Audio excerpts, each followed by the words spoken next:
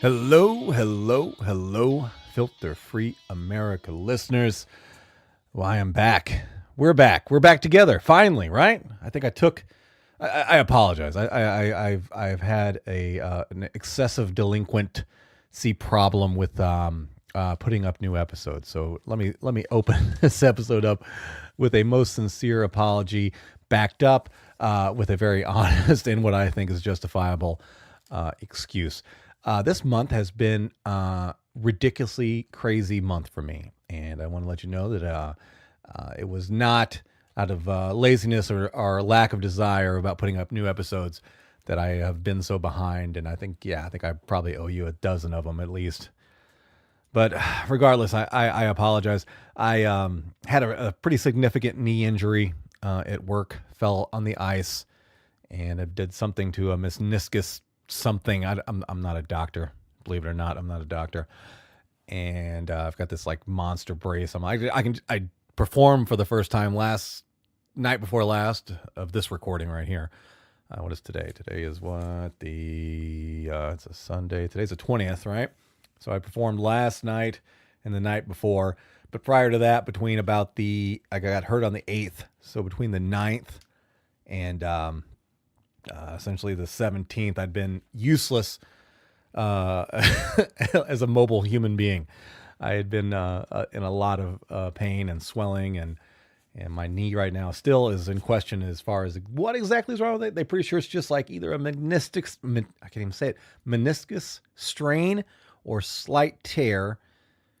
So I think they're going to try to do some physical therapy stuff, and I've got, like I said, I got this brace that I wear when I'm standing and moving around or doing anything other than just laying horizontally.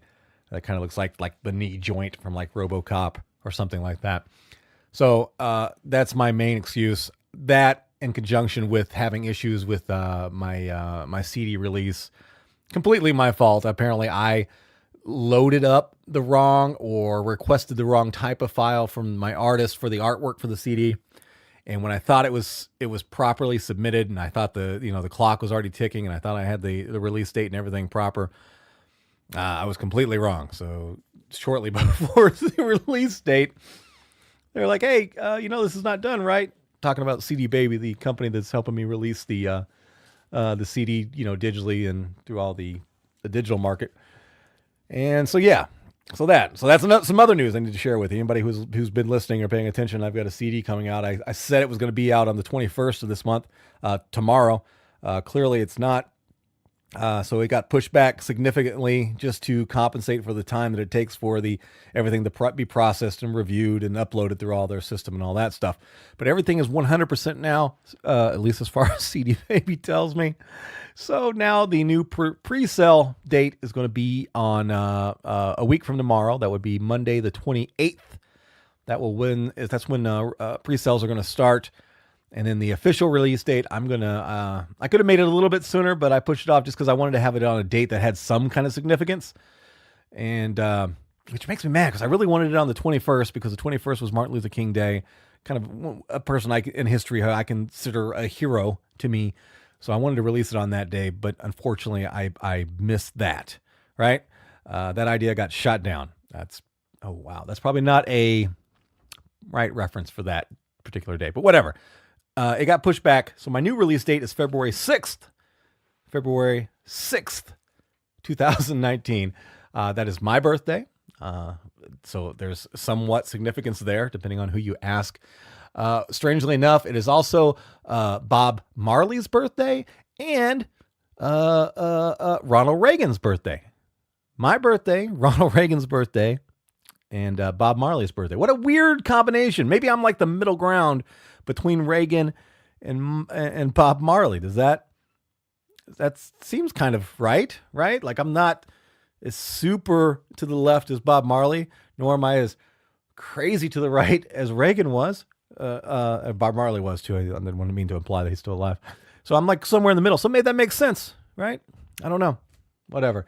So yeah, new pre-sale release date. It's going to be available on iTunes and any places where you can buy digital media. It's going to be there. That's going to be January 28th. And then that's going to be a nice long pre-buying, pre-sale period there that I'll be promoting and stuff like that. But then the official release date, when you can actually buy it and immediately listen to it, is going to be on February 6th, 2019. So there's that. So that's, I took care of promoting the CD, and I took care of explaining why I haven't been doing my shit. All right, let's hurry up, move into the episode today. This is going to be a interesting episode. And I say that a lot, but this one's going to be strictly interesting because my guest is my good buddy, fellow comedian, literally one of the handful first friends in comedy that I had when I started comedy, and that is comedian Corey Adam. Comedian Corey Adam, a fellow comedian right here in Minneapolis, and he's going to come in he came in. This is, of course, we pre-recorded the interview. It is a cornucopia of topics. Let me start with this. This is what I originally wanted to come in and talk to me about. Okay. And, oh my goodness, it was so fun talking with him and arguing with him, but I'll get into that.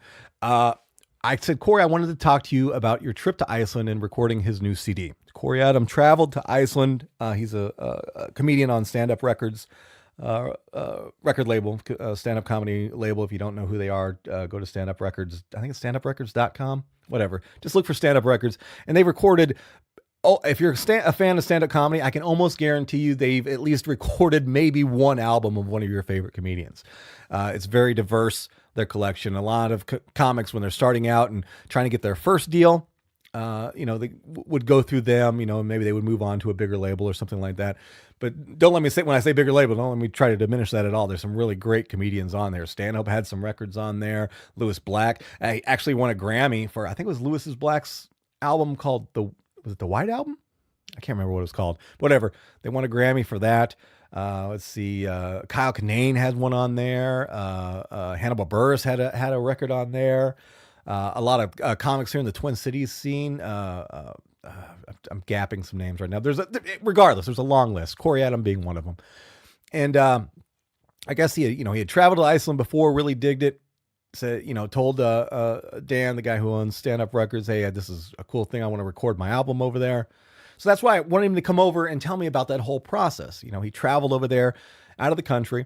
Literally, he was the very first person to ever record and film, because they filmed it as well. So not only did they record it, they also filmed it. The very first comedy special recorded and filmed in Iceland. So that's kind of a cool thing. Not only getting to perform internationally in another country.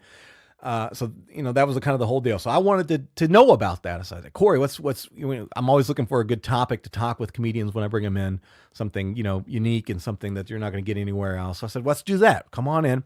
Let's talk about the new CD. Let's talk about your trip over there and what it was like and how it went down and all that. So that's what we initially were built the episode on, and we do. We start about that. The first part of the podcast interview is we talk about why Iceland and how he got affiliated with or familiar with the comedy scene in Iceland and what's that about. He tells me about this group of cool comedians over there that kind of have built up the scene. I think they're called the Golden Gang of Comedy. Something like that. He'll say it in the interview. You'll get it all right. So we talk about all that and the cool scene there. And then, of course, I want to know about the culture, and I want to know about, what he experienced over there. So we talk about Icelandic people. We talk about Icelandic ladies. We talk about that. We also talk about something I didn't know about. Apparently, there's a slight inbreeding incest issue in Iceland. He talks about that, tells us about that a little bit. So there's a hodgepodge of Icelandic information in there about comedy, about the society over there, things like that. So we get all that.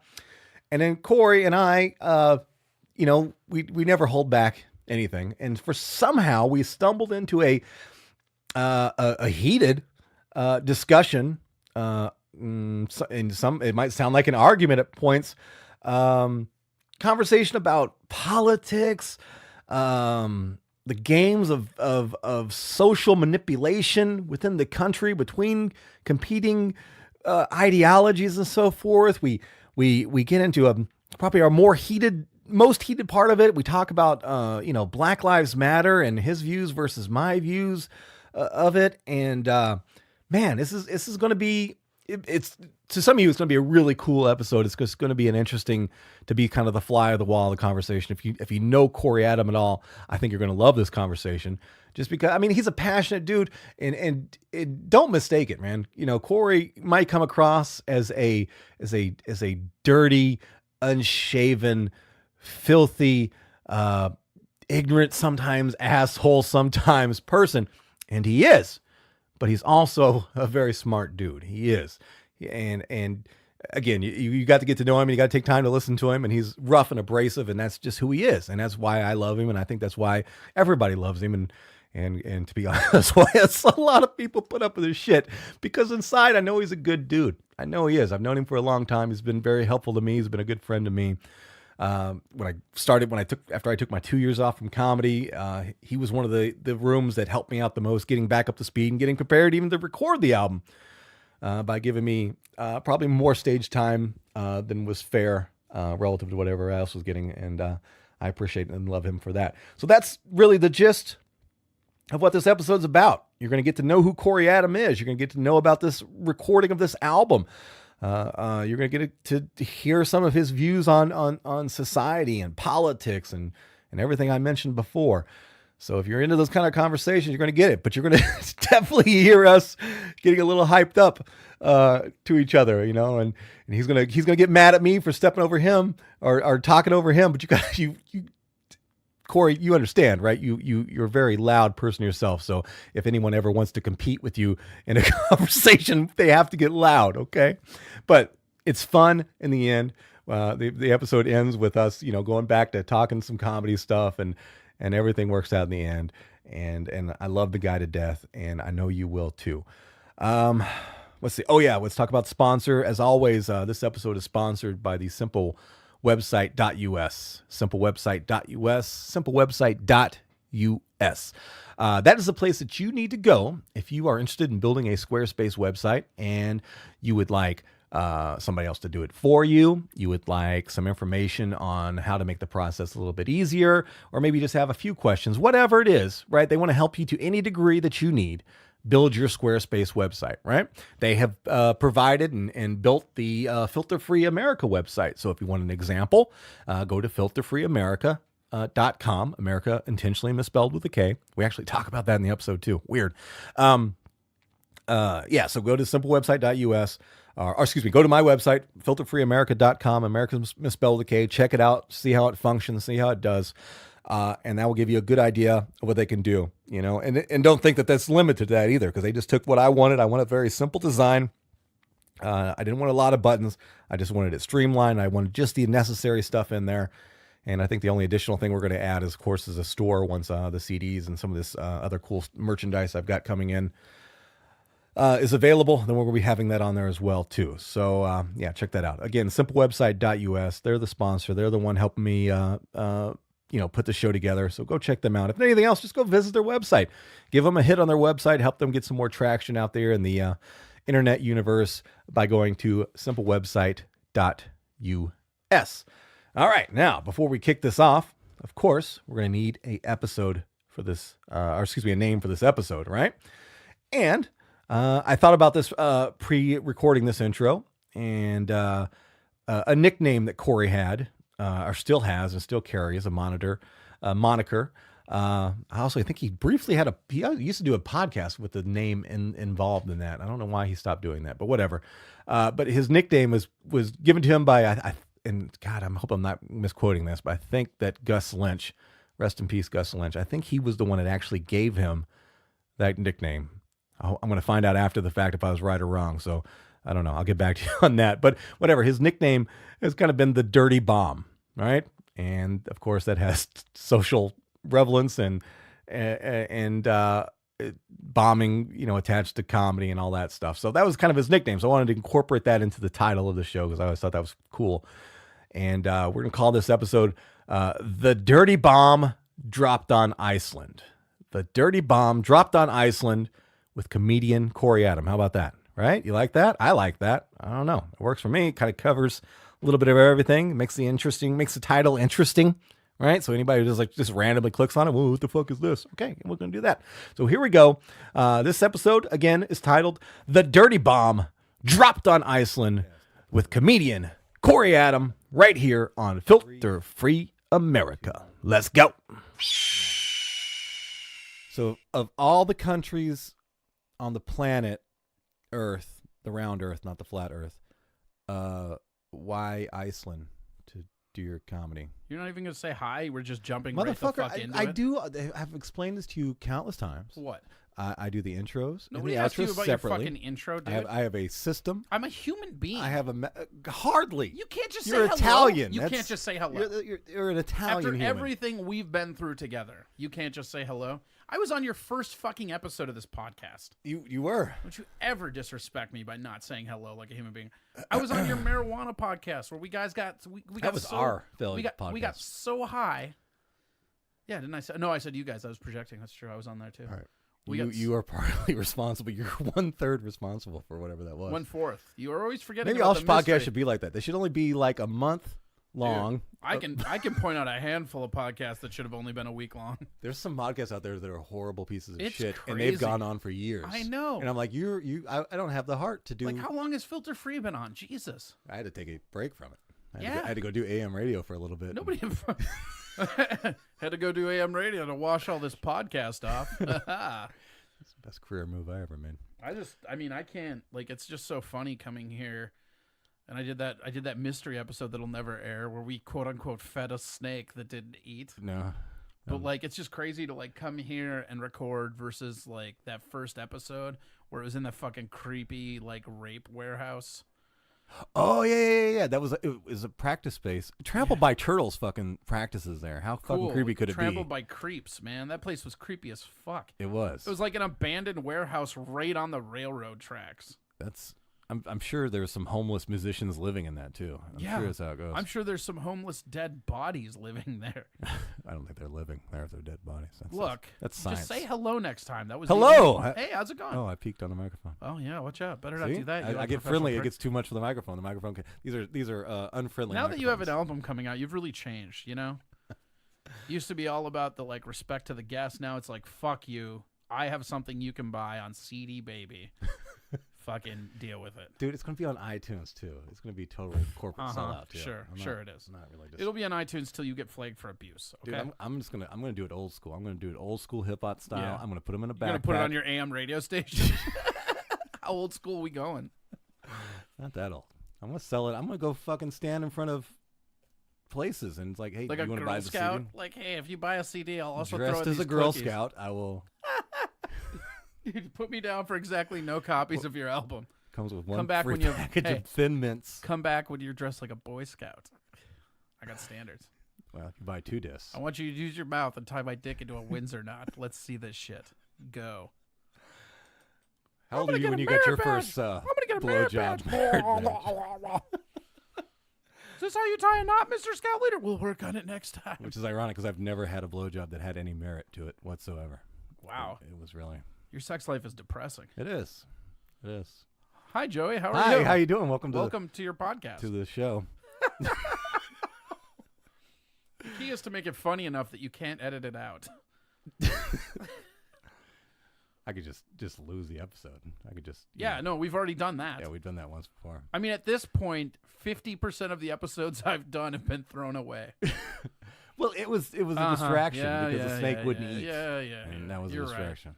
That would have been a great episode if it Dude, we talked about all the like animal death and shit. That shit was awesome. You could have just edited out the snake. Dude, you could have refilled every time we talked about the snake with like, yakety sax. I've been more yakety sax. Holy shit, look over it. That would work good. Anyway, can we talk about you? You've had an amazing summer.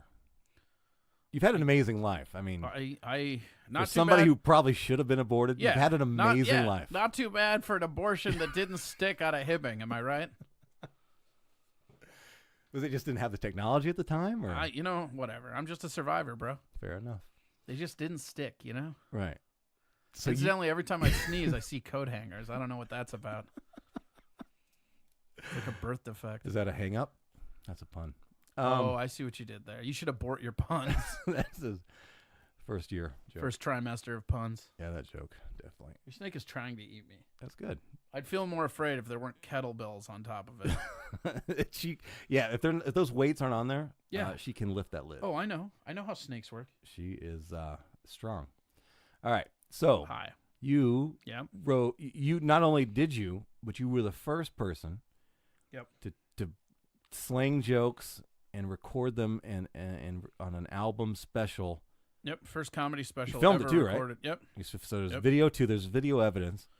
You desecrated a whole country with your act. I did. That's true. First one to ever do it, though. First That's one awesome. to ever do it in Iceland. That's fucking awesome. Yeah. So how did you get into Iceland? So I went to Iceland, right? Just 'cause, Pre-recording. Like, yeah.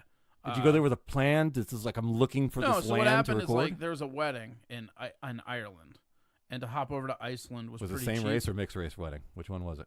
I'm not going to answer that for this podcast. Okay. All right, look, Fair enough. it was a beautiful Irish wedding. You can figure out whatever that means. All right, but anyways, no. So getting over to Iceland was relatively inexpensive. Really? So. Yeah, and like Is it- Iceland Air. They're is trying a to get hub. people over there. Is that Iceland, what it is? yeah. Well, like what's weird about Iceland is so like Iceland Air, one of the hubs is Minneapolis. Specifically, it's easy to get Do there. they from only here. land in cold temperature areas? I guess, yeah. Is that what like part of their if it's, contract? If it's over 40 degrees, they're Oh, tired. but we don't go to They Florida. It's too nice. Yeah, there. they only fly in the winter too. They never fly here in the summer, so that was awkward. They just gave us some parachutes and sent us on our way. Our wheels are made of ice. No, so I our went land. there in July, and when I was going there, as I do everywhere I go, so I travel a lot. I like to travel. Did you go there for a reason? Yeah, just cause. Why not? You Fucking, just, it's like, you just looked at a map and you're like, fucking Iceland. it's just cheap on the way back. Okay. But You've the already thing done about- Mexico, which is the cheap country to go to, right? Yeah, I mean, well, I mean, So- I don't know. I went to Japan because I was going to Where the fuck Thailand you go to Japan? last year. I did comedy there too. Really? Yeah. You just going? Okay, fair enough. So what happens is I like. I'm to envious travel. of your So travel. what happens is I like to travel, right? And so whenever I travel, I always go online and I will Google English-speaking stand-up before I go. Because if Okay. I can do comedy in a place like I've performed in Ireland, I've performed in Japan, I've performed in Iceland, Mexico, Canada, like Coon anywhere. Rapids, that's technically another country. Coon Rapids is definitely another country. Yeah. But yeah, so what happened is I Googled Iceland comedy, and I came across this group called the Golden Gang of Comedy. And what they are is they are a like comedy troupe that's based out of there. And there's this guy named Gisley, who I like him already. I like yeah, the name. he actually like he was the guy that started the whole thing. And like what's really cool is I ended up talking to him about it and everything. So what happened? I'm getting ahead of myself in the story, but so what happened is I went there, right? Right. I went and Did you make contact with them first though? They yeah, didn't know I sent him a message on Facebook, and Yeah. like getting through to them was like pulling teeth. It was like one of the more like it was like 2 or 3 weeks before I got there, and I hadn't heard back from them. I'm like, you know what, fuck these guys. Like I don't give a shit, because they had like hit me up, and then they're like, oh, send us this tape, send us this. Like fuck you, I'm not gonna send you a tape to do time at an open mic. Just give me a fucking slot. You know what I mean? And this shit They're happens. trying to do it real big, huh? But this They're shit like, happens all the time. Like I run Sisyphus locally here, right? Yeah. You'd be amazed at all the out-of-town comics that will come here and they want a 5-minute guest spot when they're coming out of town, and they'll send me fucking film. Fuck you. If you're Really? coming out of town and I'm running an open mic, you say, hey, can I get up? I'm gonna put you up. And maybe that's not how it works everywhere else, but like you would be shocked and appalled the amount of people that send me tape for Sisyphus. And this isn't even a headline. It'd be one thing if they were trying to book themselves to a headline. That's fine. That's a different thing. Right. But people are like, hey, I'm coming through. I heard you run an open mic. Here's my credits in 7 minutes at the Improv. Like, what the fuck you? Really? Oh, yeah. And so I was interacting with these people, and it was like this fucking automated response on Facebook. And you can tell it was an automated response because the response was instantaneous, and it Right. was always the same response. And it's something it's always really generic, like, "Hi, Yeah. thank you for Hi, messaging us." Thank you for your interest in Golden Gang Comedy. We'll get back to you as soon as we can. And then like the next day, somebody would send me a message, you know. Right. And so finally, like I just blew up on I don't even know, like I don't even know to this day which one it was. Like you know, I met them all when I was over there, but I don't know who it was I blew up on. Right. But I'm like, look, assholes, I don't have time for this. And I Did you know say me, check it out. assholes? Is Oh that- yeah, check this out. You, Oh, this you guy's know a real me, but American. You He's know cussing me, at us. You know me more than a lot of people. You and I mean, you've known me most of my comedy career. Intimately. I don't like I have credits and stuff, but I'm not the guy that talks about those. I don't care. I feel like it's everybody else's job to talk about you, and your job is just to keep your head down and work. I really do believe that, and it's something that is a detriment to me from a promotion standpoint a lot of the times. I under promote. But like I'm not the guy ever to drop my credits. But I finally just got pissed. I'm like, look, asshole, here's the deal. I just had an album that was #1 on iTunes. Do you want me to do 5 minutes at your fucking karaoke open mic or what the fuck? And the guy's like, well, yeah, I mean, I guess there's not. I go, cool, just give me the fucking info and I'll see you there, right? Because I was pissed. Like, it was like, fucking, like, whatever. And so, It should make you like an ambassador for man, the I'm U.S. so to pissed. Iceland. Well, it was with like, that kind it of got to a attitude. point where I was convinced that it was never going to happen. Right. So I didn't really give a fuck. Like, you can't get fired from a job you don't have. Right. So fucking whip your dick out. You know what I'm saying? Like, fuck it. And plus, it'd be cool to be the first U.S. comedian banned from a comedy club in Iceland. I'm sure that's happened before. I mean, I don't know. But so I, like, whatever. So anyways, I get there, and they have this place called the it's like Gulen or something like that. It's like this fucking restaurant that is kind of like, All their names sound spooky. Iceland is a very weird language. Like and what's weird is that it's so weird and everybody there. Are they the? Because I have no. Yeah, nothing they're about the Iceland. only country that speaks it. It's their own language. Okay, so they're They're not an like island. like somebody The that thing floated about over Iceland, from England the or thing something about like Iceland that. is that Iceland is the newest body of land in the world, right? Like it's like Icelandic people have been there, like the Vikings and all that, right? Like they actually fuck their cousins and shit. Like the incest rate is high up there. Like their Lucky. gene pool is Well, I mean they all look like Greek gods because they're all fucking like Greeks. And if you're Greek and that offends you, fuck you. You know you fuck a bunch. Shut up. Squeeze some olive oil and get over it. Anyways, I don't let the Greeks listen to this. good move. So they had this fucking venue, right? And I go up there and it's like how do you explain it? It's like if Spring Street. We'll go. I don't know where your listeners are, but like if you've ever seen a shitty dive bar that has like Most a of them music are stage. in alleys. My listeners are. Oh yeah, wow. Is that because it's on AM radio? That too. But the venue looks like Spring Street. If you know Spring Street, Minneapolis, the stage looks just like Spring Street, except there's like a green room immediately off to the side, and then the front of the room looks like any shitty bar that has a fucking stage. Mm-hmm. Like it looks like a fucking it literally looks like line dancing and karaoke stage, right? And on the stage, so stage left is the green room, right? Stage right is a vegan grill. No lie. Really? So, That's yeah. big in Iceland? No, at this one venue. Okay. So I go up the stairs, so it's packed because they do like a bi-monthly showcase or whatever. And I'm looking at this venue and I'm like, this kind of sucks. I kind of don't like this venue. It's kind of trash, And so I sit in back and I'm talking with some of them, and like some of the dudes are really nice. A couple of the girls are nice too. Like some of them are complete dicks. Like, and a lot of it I think is not them being dicks. I think that there is a genuine cultural difference as far as like small talk's concerned. Like Icelandic people aren't really into small talk. It's very, very like yes, no, direct. Like you get them drunk and they'll talk, but I mean very like serious people. Really? For the most part, yeah. I mean like not like you're walking down.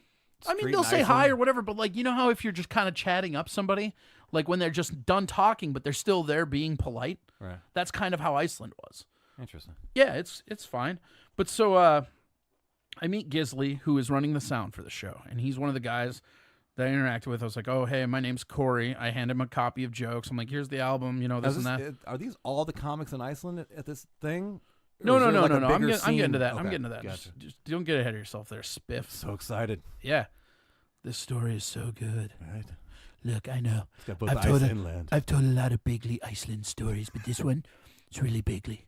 But yeah, so like, I go in there. Not a bad Trump, by the way. No, not bad. But so I go there, and it's fucking vegan grill, fucking some dude in the green room talking me up about how he's basically visa dodging.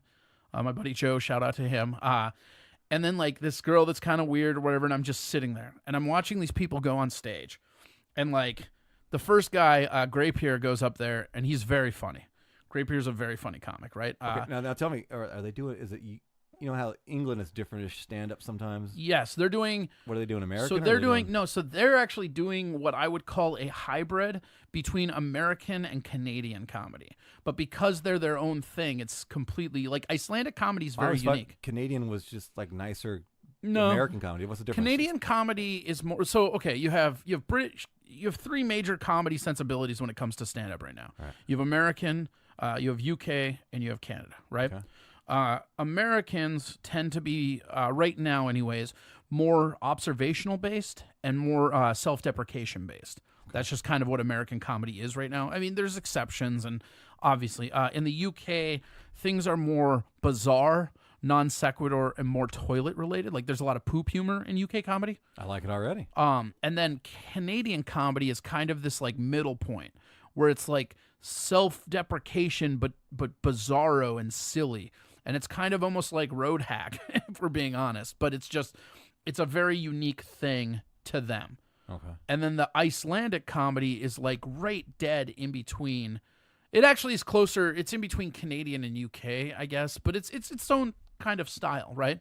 But the thing about so they do hacky poop jokes. Is that what they sometimes, sometimes they do really good stuff too. The thing about it that's really interesting with Iceland, and again, I can go over the specifics of it, but Reykjavik, which is the major town, the city there, is it the capital also? I think it might be. I don't know. Fucking, what do I know about Iceland? Fuck that. It's a cool name though, Reykjavik. Yeah. So like Reykjavik, the thing about Reykjavik that's crazy is like there's something like 10 or 20,000 people there. It's not big. But the tourist population is like 3 million. What? Yeah. They get like 3 million tourists in their day because they've got a day? A year, sorry. Oh yeah, I was gonna say, Jesus Christ. Like every day, bro. I mean, but they have the Northern Lights. They've got like whale and puffin tours. It's like one of the only places in the world you can eat puffin. There's like a bunch of stuff can you fuck a puffin? I mean, you could probably get away with it, I guess. So I don't know if one, you can. At least fuck one. I mean, that's just a big button. Push the big button. Oh yeah. I'd much rather be fucking. Man, do I love nicotine. Right? It's really good Denver nicotine. Good. My favorite branch of tobacco growers. So I get there and the show is fucking trash. Like it's not that good. I talked to Gisley and he's pretty cool. That's saying a lot coming from you then when you say something's not good. Yeah, I mean it basically was like Willie's if next to the stage there was a vegan grill. It was just weird, you know? And so everybody goes up there and they were just fucking Dude, we should send Daryl Horner to Iceland to open an open mic. I mean, he wouldn't last. That's fine. Maybe he would. We could do that. That's fine. Hilarious. But here's the thing: is like so. In Iceland, I go there. I'm watching the show. Everybody's doing okay. This guy named Nick Jameson goes up there and he does really well. And then named it Jameson. That's like. Well, he's actually used to be in Foghat. What? The guy used to be in Foghat. The band? Yeah. No. He's shit? also like a bunch of the voiceover credits on The Critic. Really? Yeah. And he's from Iceland? No, he's from L.A. Or he's from America. He was in L.A., got a bunch of money, got sick of it, and just moved to Iceland. Good for him. Yeah. So anyways, so I'm doing the show, and I go up there, and I mean, it's packed. There's a lot of people there, right? And I'm like, oh, what do? I don't really know. And at this point, I'm working on all the new stuff, so I wasn't really worried about the old CD stuff because I was working on the mom emoji bit and the gym bit, which will be on the new album. And so I went up there and just did my stuff and just killed it. And I leveled it. I was like, Jesus. Like, it was like, I've had like, I'm sure you've had this happen too, where it's like, you go up on stage and you say your first joke and they laugh so much harder than you think you're going to. Not even like that I thought I was going to do bad. I thought I'd do okay. I thought I'd do good. I mean, I'm funny. Let's do this. But the first joke out of my mouth, just fucking boom. And then my next one, boom. And then it occurs to me, these people don't know what professional polish is. There's just nowhere for these guys to get it because they're on an island. Right. So I'm like, fuck this. Just fucking foot on the gas and just level it. I mean, I fucking crush it, right? I get off stage. Everybody's fucking demeanor changes. Every comic, Gisley, everybody. They're, oh, this is so great, this and that. I'm like, okay. Oh, we like you now. Yeah, pretty much, right? And so I'm talking to him, and Gisley goes, well, what are you doing after this? And I go, I don't know, man. I go, I'm here just doing nothing. I got all my shit done this morning. I'm going to go to the Blue Lagoon, which is like a tourist thing tomorrow. I go tonight. But he's like, oh, we got an open mic you should come out to tonight. It's after this show. And I'm like, yeah, all right, cool, right? So then this... what's the demographic of the audience? Is it 50 expats or tourists? It's all tourists, man. It's all tourists. Yeah, but they're not all expats. Like, they're all, like, there's people from Britain, there's people from, like, Ireland, there's people from fucking Australia, there's people from America. So what about the Icelandic people? Are they getting the humor? Are they catching your references? It doesn't matter. They're not there. Oh, they're not? Okay, because this is English speaking. But some of the comics are Icelandic? I mean, the comics are Icelandic, but the whole shows are in English. Okay. So what happens is Reykjavik is a very expensive town.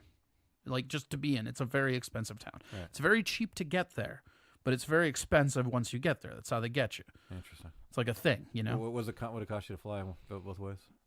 I forget. I mean, it was bundled onto an Ireland trip, so I'm not sure. Okay. But it was like, it ended up being like $200 more to go there. Okay. So anyways, so they invite me over to this other place, right? I'm like, yeah, okay, cool. And I get over to this other place, and it's called the Secret Cellar. And now the Secret Cellar is where I recorded my album. Okay. I walk into this place, and this place looks dead on like Caroline's crossed with Corner Bar. Really? Like, it's just, yeah, it's like the perfect layout, the perfect room. It's just like, what the fuck? Like, it was like a speakeasy thing. Is it a specific comedy club, or is it just a performance venue? So it's a brewery that has a performance area. They started out as a karaoke bar, basically, because karaoke's huge there. But now they're doing comedy 7 nights a week and live performances every night a week because the English comedy is so big. And here's the thing. The tourists that speak English, they're just looking for something free that doesn't cost an arm and a leg.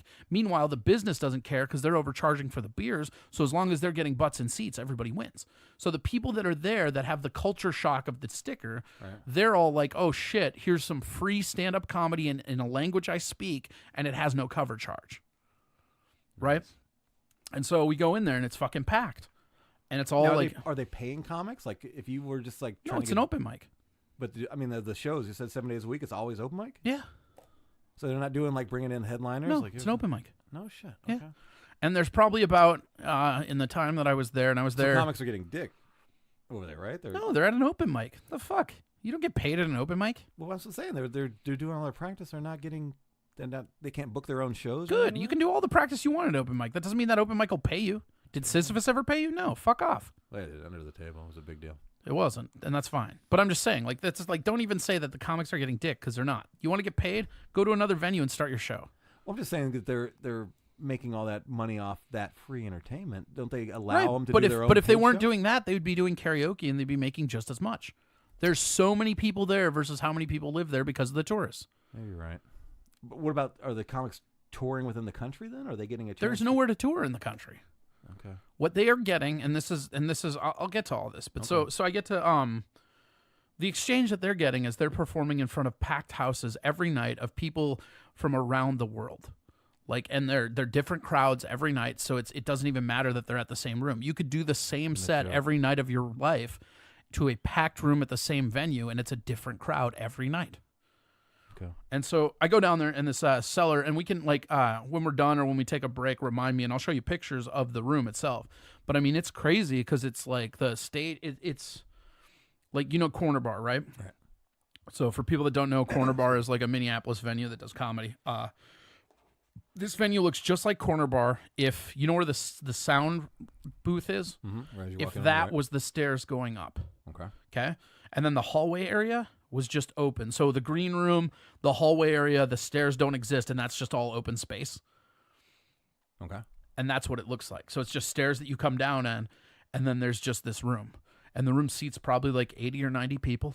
Perfect little size. It's crazy. It was I walked in, and it was like, holy shit, this is awesome. And I got to talking to some of the people, and they're like, yeah, we don't really tell the people out of town that this is the place to go. We put them up at the shitty stage to see how good they are before they come here.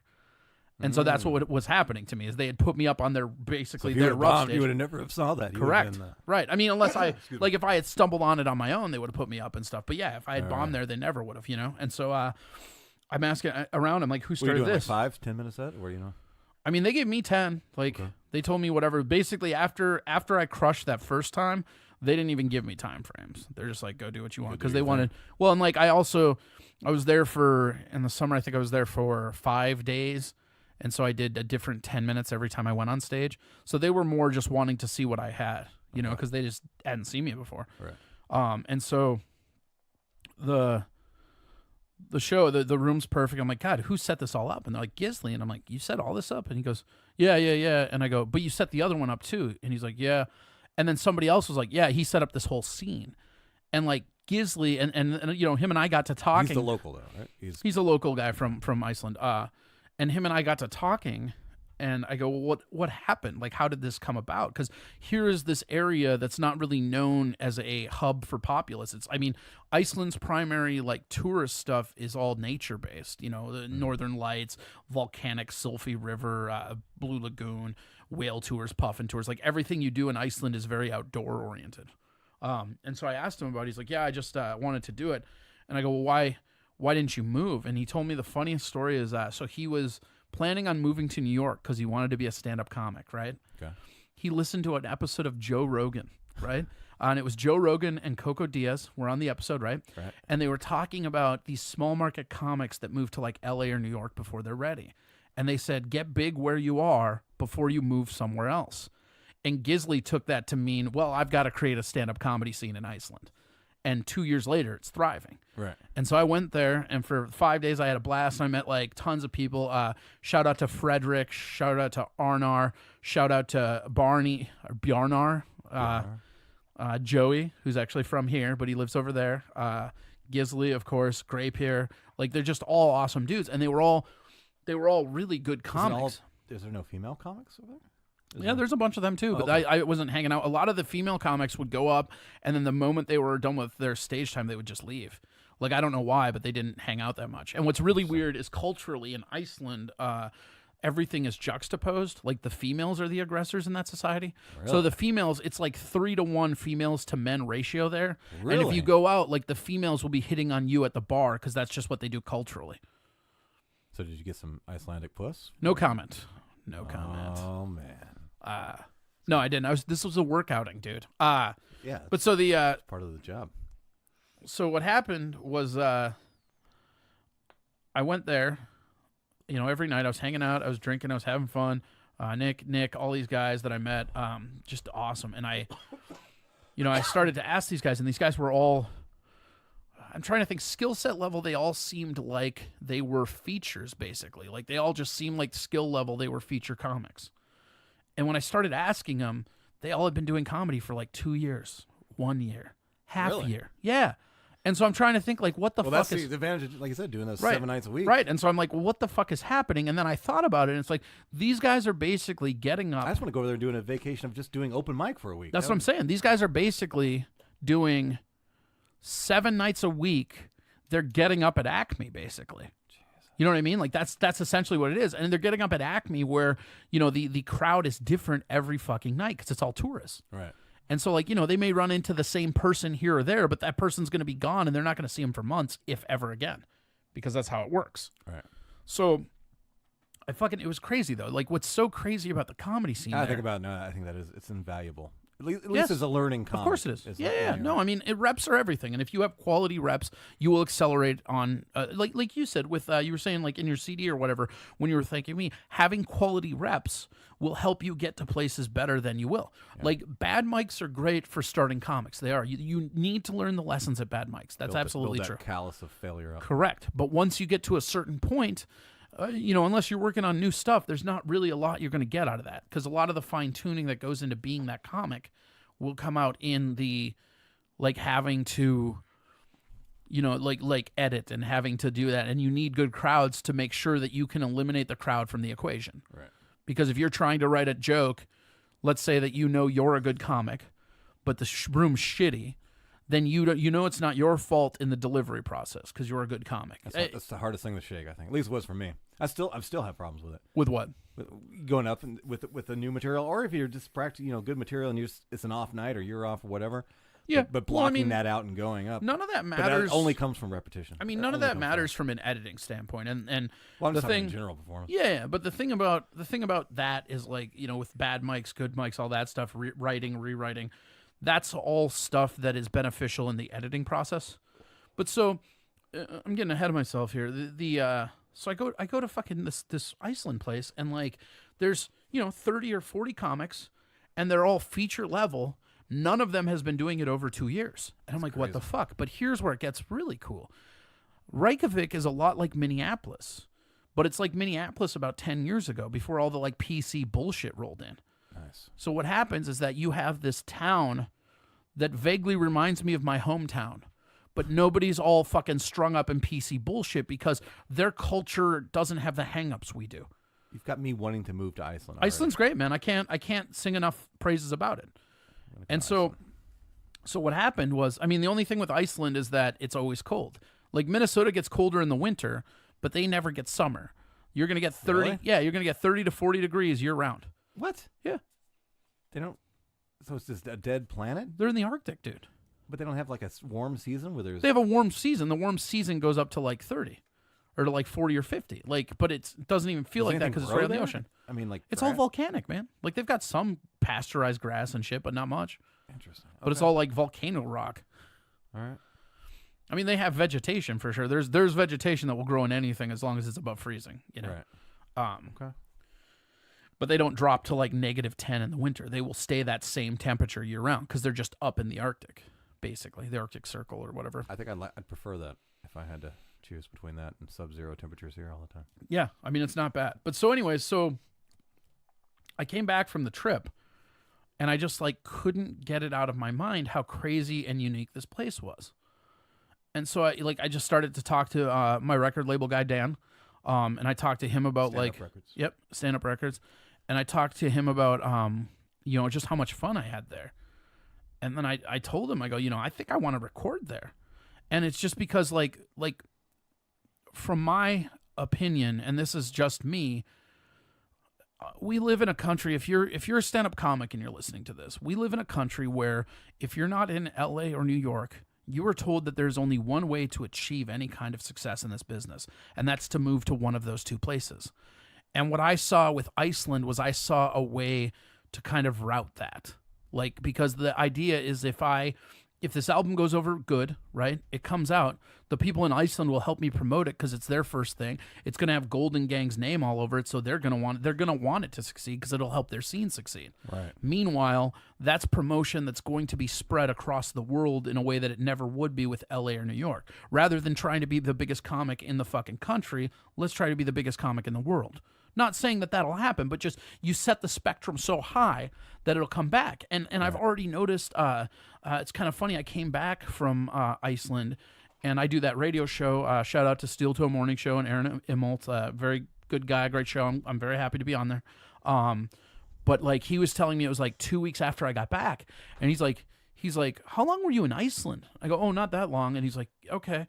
Because he was tracking some of the video hits, and we immediately started to get hits in Iceland, which is like, but that's what happened. And then before you know it, there were a couple hits in like, places like Scotland that I'd never had been, Right. And so that's kind of the whole thing. Like everything in comedy, everything in life, and that, it's about the hustle you're willing to put in. Yep. And especially with art, like there's no real right or wrong way to go about this. And what happened is I fell so in love with that room, like because I saw it and I'm like, this is Caroline's. This is such a perfect room. The Secret Cellar in Reykjavik. It's amazing. And I'll show you pictures of it afterwards. And I was just like, this can be done. And I talked to Dan about it, and I just like, I really let it marinate for a while. And I told him, I was like, man, I think I want to record there. And to credit to Dan, Dan's like, that sounds fun. We should do that. Because he's the kind of guy that will back you if you have a unique idea that's never been done. And we didn't even know that we were going to be the first special filmed there till we had already put all the like things in motion. Like being number one of there played no part in my decision to record there. I didn't even know that was a thing. So yeah, so then we packed up and we went to Iceland. We were there for 4 days. We did one show, and then there were two shows though. We did one show that was my album recording, and then we did another show that was a showcase, basically, so Dan could see some of the Iceland folk, but get the Iceland folk. Like they do, Stand Up Records has like a Roku channel show called Road Gigs, and so they'll have a Road Gig Reykjavik. It'll just help promote everybody involved. But the main thing is just like these people in Iceland left such a lasting impression that I just like for the rest of my life, I will probably be going to Iceland at least once a year to do comedy now. You sold me. You should work for the tourism board or something. I mean, yeah. I mean, like, whatever. It's not, and I mean, don't go there to think it's going to be the best vacation you've ever had. I can't vouch for that. I'm saying as a comic. It's a comedy vacation. That's what I'm saying. As a comic, though, it's amazing. Holy shit. And it's the best. It's of all my travels. And I mean, I've done comedy in Mexico. I've done comedy in Canada. I've done comedy in Japan. I've done comedy in fucking Ireland, Iceland. Iceland was the biggest kept secret I've ever seen in my life because again, all the tourism and stuff, like the first few days that I was there, I'm crushing with this shit, and I'm like, oh, I didn't know if you guys would understand it, and people are laughing. They're like, we're from Ohio, you're like the second night that I was there, the first time, there was a guy sitting in the front row wearing a wild hat. Really? Yeah, and I'm like, where are you from? And he goes, St. Paul. I go, St. Paul sucks. And he goes, where are you from? I'm like, Minneapolis. He's like, ah, ha, ha, Couldn't get away from Minnesota people. Yeah. Ran into people. But yeah, so it ended up being go back to what you're saying, because that's interesting to me about the PC issues of comedy right now going on. Sure. So they're just. Where, like here are or they there? aware of it? No, I'm just asking the mentality there. Well, I mean, a lot do of they just not care? Do they just everybody there gets it because it's comedy? We yeah, understand people that? care that it's comedy, and there's very low cultural diversity there Okay. because they're all basically the same. I mean, they have an incest problem. Like people are fucking like there's. Oh, an you weren't app- joking. That's No, like no, a that's an legit absolute thing. There's an app in Iceland, right, that helps you figure out if the person you're on Tinder with or whatever is related to you, and anything outside of it's like third cousin is okay, but like you get back because like there's such a little population on that island. Holy shit. You can look it up. I mean, like it's something that like they all kind of know and they will joke about quite a bit. About fucking each other's. Just about Well, the incest on the island. Gotcha. Incest Island. That's better than Fantasy Island. Yeah, It's a whole new- Incest Island. It's a reboot of Fantasy Island. It's just Your father's plane, boss. His plane. and he's just a midget because he's inbred. That's all right. it Yeah, is. that's actually it's just a incest related birth defect. Jesus. Well, that's exciting. That's awesome. So let's go back to your like before the recording on it when you Sure. first getting there, and just from American here experience. Sure. What was it like? Like day one, do you feel like you're in a different land? Do you feel I mean, like I don't know. Yeah, like I was traveling. I mean, I don't know. Like I travel a lot, man.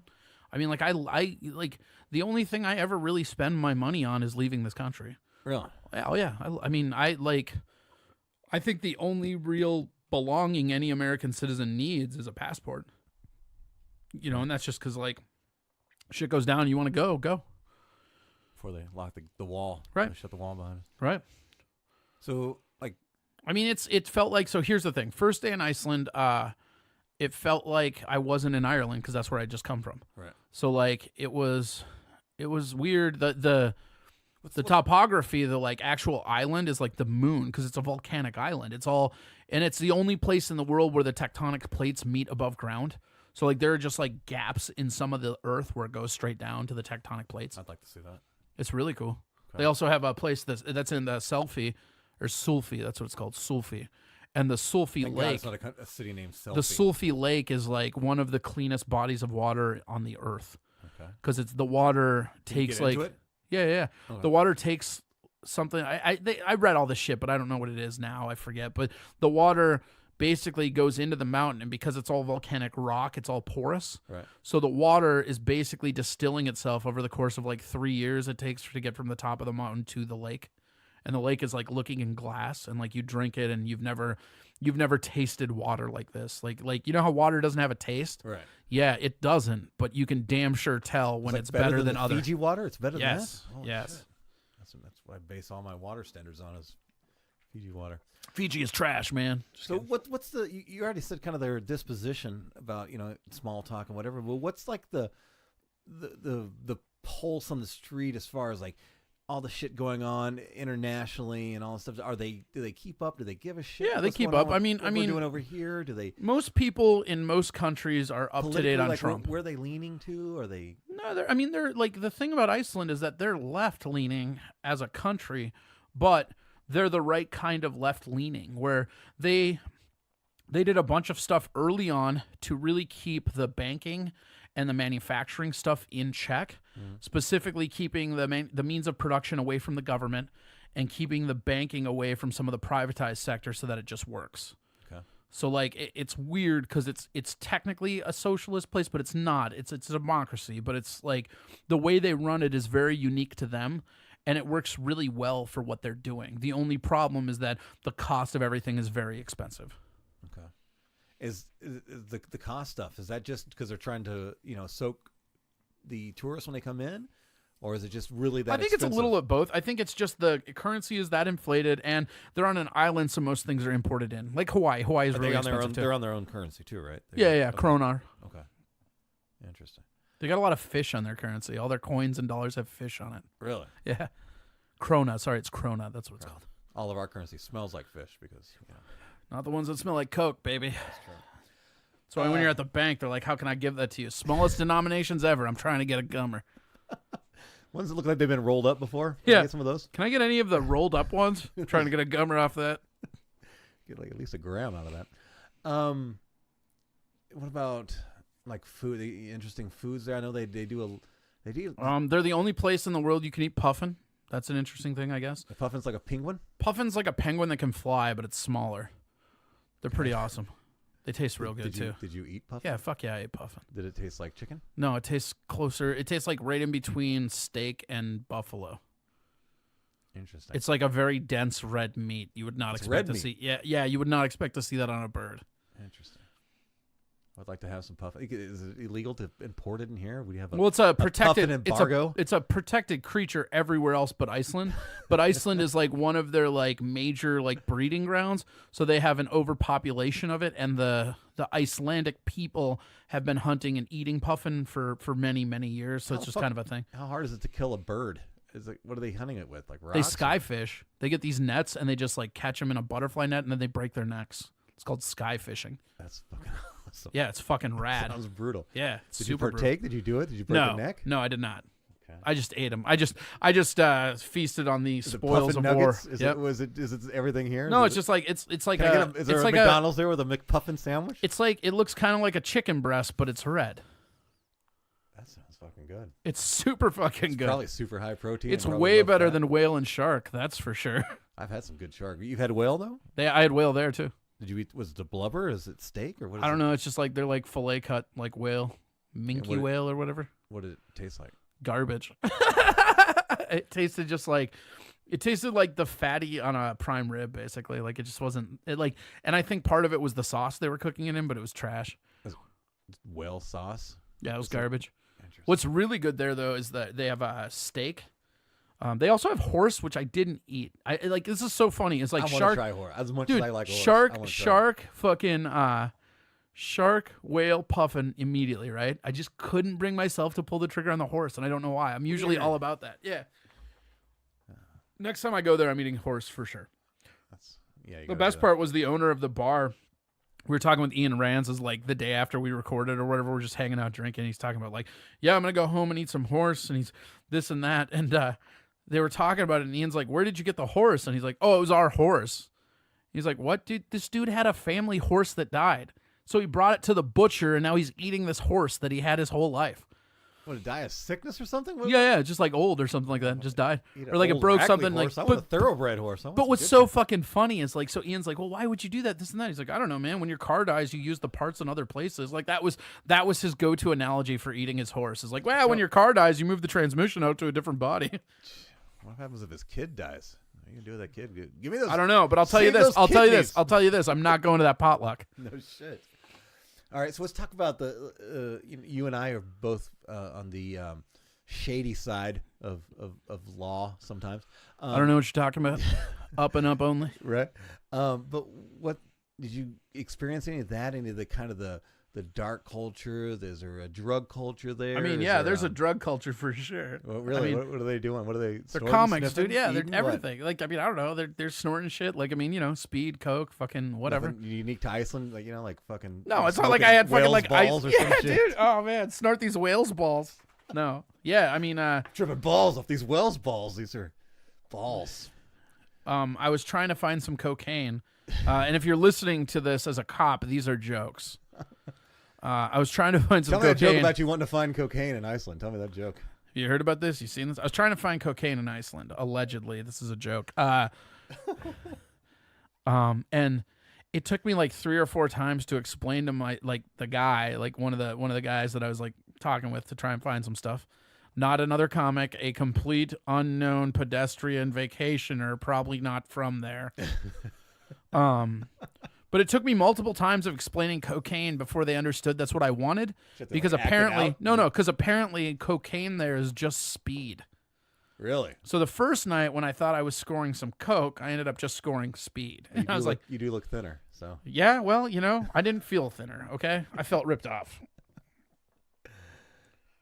So, what does a Icelandic coke dealer look like? Is he anything like? Looks like everybody else, baby. I mean, what the fuck? Like, you're asking me these stupid, dumb questions. What would you say if somebody's like, "What does an American coke dealer look like?" It looks like everybody. I'm just curious. I like the differences, the cultural differences, and how There's no cultural, dude. Drugs are literally the only thing that have no cultural difference. Fair enough. None. It's always some dude in an alley that wants to make some extra money, and he could be any race, any build. He's just the guy that figured out he was smart enough to hustle everywhere you go. I mean, he's like an '80s coke dealer. You know, he's driving like a Ferrari, and he. Dude, you probably find that guy in Ireland. They seem stuck in the '80s. Really. So what else did you do there? I mean, what did you? What about? I mean, I just like to hear all the scandalous stuff. I mean, is there not really prostitution over there? I'm just. I don't know, man. I didn't spend that much time on it. I mean, the first time I was there, I was so enthralled with this comedy scene that's really all I did, because it took me by surprise how awesome the comedy scene is there. I was not expecting that. And I mean, when I went to Tokyo, I expected Tokyo's comedy scene to be just bitching. You almost should have shot a documentary. Tokyo's a huge fucking awesome place. It's like, if you've ever been to New York, it's like 7 Manhattans connected with none of the other boroughs. That's what Tokyo is. And the thing about Tokyo is, like, it's just, there's a big population of expats. Like, by every single measurement, the Tokyo scene should have just been absolute fire. But it wasn't. It was like the same as any, like, you'll go over and most middle scenes are the same as most middle scenes. Like, Minneapolis is a good scene for stand-up comedy. We're kind of an outlier on that. But if you go to, like, Madison, if you go to, like, I'm trying to think of like some that are, Kansas City, like big populations where they're not necessarily on the map. That's what every comedy scene around the world looks like. That's not in a place you've heard of, except for Reykjavik. Interesting. And Japan, I thought, would be completely different. Like the scene in Belfast was no different. The scene in fucking Dublin was no different. The scene in fucking Mexico was no different. The scene in fucking Canada. And again, I didn't go to like Montreal, so I mean, like Canada, I can't speak for their whole scene, because the places that I went were around Thunder Bay, and that's kind of a tourist trap town anyways, so it's not really a good representation of what they are as a scene. So I'm not speaking for them, but I'm just saying like Reykjavik should not have been as good. It's almost embarrassing how good that scene is.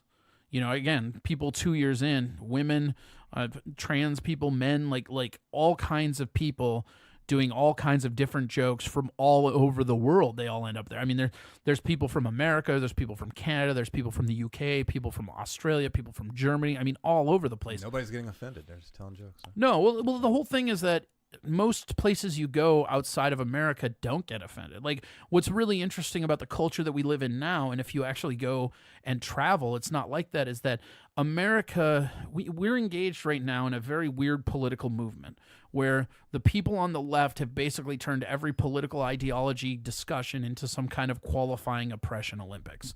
You have to have... It's true. I mean, you have to have this much of a detriment, or your opinion doesn't count. Right. Like you can't, as a single or as a straight white male, you can't have an opinion.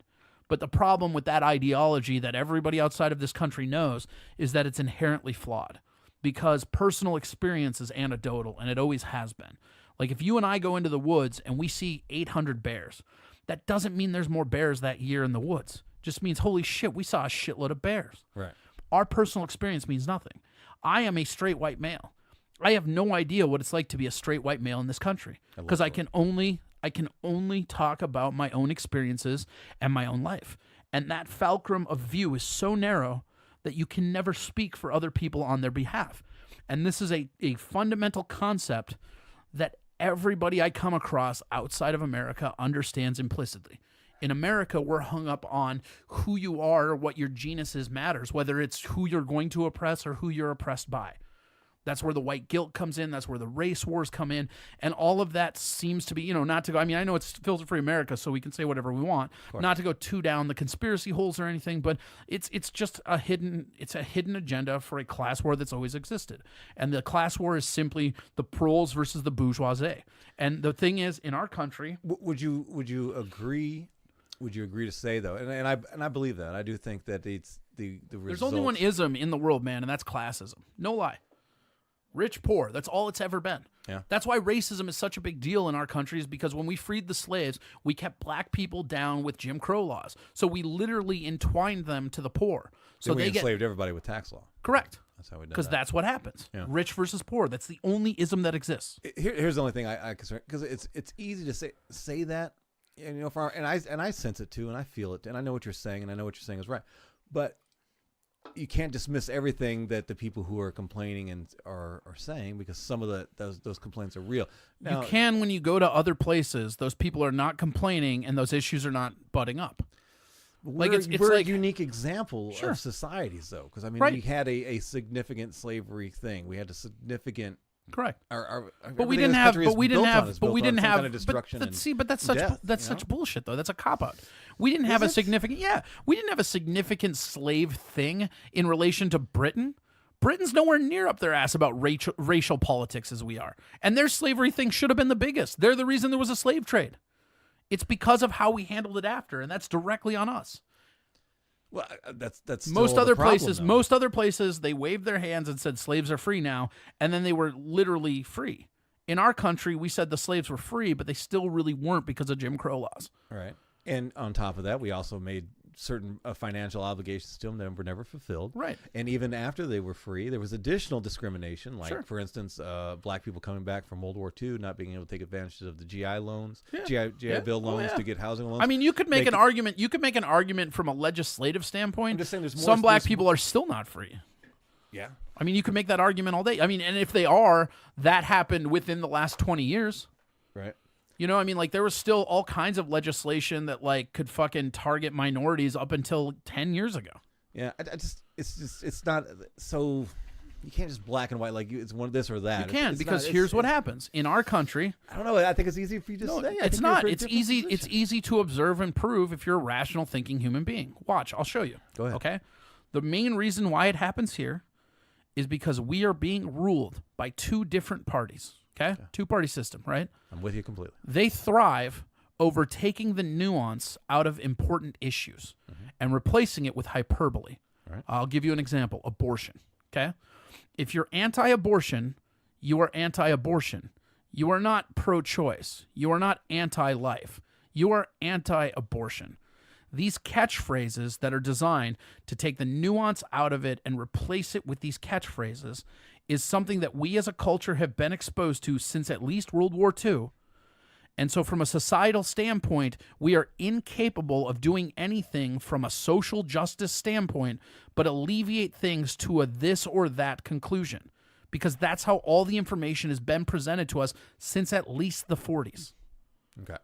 I agree with everything you just said. The only thing is it felt like, and correct me if I'm wrong, that you were discounting the complaints of a lot of these groups within these social groups that are complaining, that are, you know, be it racism or discrimination. I'm for not sex, discounting the complaints. I'm discounting the people that are virtue signaling around the complaints to get themselves power. I agree with that too, but that doesn't mean if you're virtue signaling about But discrimination, but like doesn't virtue mean that signaling, discrimination but doesn't really virtue exist. signaling is something that like the whole paradox of this or that we are as a country. That's why virtue signaling works for us. Right. Like Well, virtue signaling doesn't see work if the same way in other places. See if this direction, because what I see it as being, as another white dude.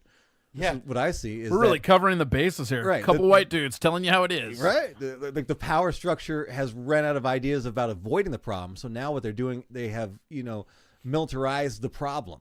Right. They know that racism exists. So how can we make that play in our hands by keeping this division happening? And that's by some of the extreme ideas that are you know, coming from the left. But that's not what's happening. What's happening is the very standard swing point juxtaposition that happens throughout history in all societies. Modern day neoliberals, and I'm talking the fanatic ones on the far left, are so identical to 1950s conservatives, because that's the way the pendulum goes. Right. It's not about this, it's about the morality. It's about whether you're valuing morality over functionality. Because again, we're taking out all the complexities of all the issues. Morality or functionality? I think that we don't have to go this or that. I think we can have both of them in limited quantities. I think that I value factual things over morality. Like I don't think that people's emotions really matter in the way we govern. Like, I don't think the government should really. You don't think morality and a bigger way to look at that is humanity shouldn't be the baseline for everything? I mean, I think if you're saying that we are going to make laws based on humanity, maybe. But when you we are. Well, no, but I'm just saying. We are humanity. That is us. But but here's the thing. Then if something's against the law, it's against the law. Right. If you want to say we need to make something against the law because of morality, sure, maybe. I mean, I don't know. I don't really give a shit about the law, dude. The law is garbage. Right. You can have whatever laws you want. Same with the left. They can have whatever laws they want. Whichever ones I want to, I'll hold to. Whichever ones I want to break, I'll break. It doesn't matter. The power structure is none of it matters because the only thing that matters is the way that you govern yourself internally. The laws I see that I think are garbage, I will break. And no amount of rewriting those laws will change that. The ones that I think are decent, I'll fucking stick to because I think they're laws that I should live by. Right. And that's all. Like to me, though, this whole bantering that we've gotten to where it's, and you know, I use that phrase a lot, the oppression Olympics. I mean, it literally, where you're coming from is being used anecdotally to express some kind of expertise in a field that you know nothing about. I'm a straight white male. I've never met my dad. How many straight white males have? Do I get to speak for them because we're the same thing? Of course not. That's insane. I agree with that. I just, you know, and this is with me saying that some of the people who are making the complaints about the issues, I have a problem with about how they're doing it and what they're saying it and who they're blaming. But sure. But I don't throw the baby out with the bathwater and ignore that and not say that that's the things that they are complaining about are legitimate complaints in many cases. I mean, I guess to me, be solved I don't really care about like rationalizing and engaging pimps. Like, because that's what they're doing. They're pimping people with a problem to progress their own agenda. Right. But we're not talking about that. I'm talking about the people who actually have the problem. Like sure. the people in but those people who actually have the problem, those people who actually have the the problem can never fix that problem if they don't get away from the pimps. Right? Okay. But still, they're regardless if they're right or wrong and who they're siding with, sure. the problem still is legit. And maybe if that problem wasn't there, they wouldn't be so apt to side with these pimps. And that's truly what they are, poverty pimps or racial pimps or whatever. Poverty Pimps is the name of my punk rock band. It's not my original.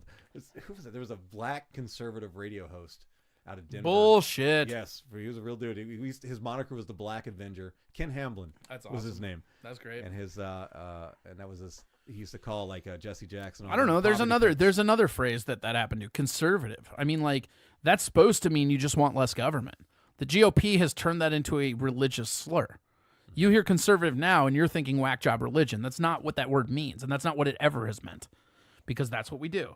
We take the nuance out of stuff and we replace it with hyperbole. When a large faction or the most outspoken or known faction of your group starts but they're acting not. in that They're way, not, because the GOP is not the only conservative faction.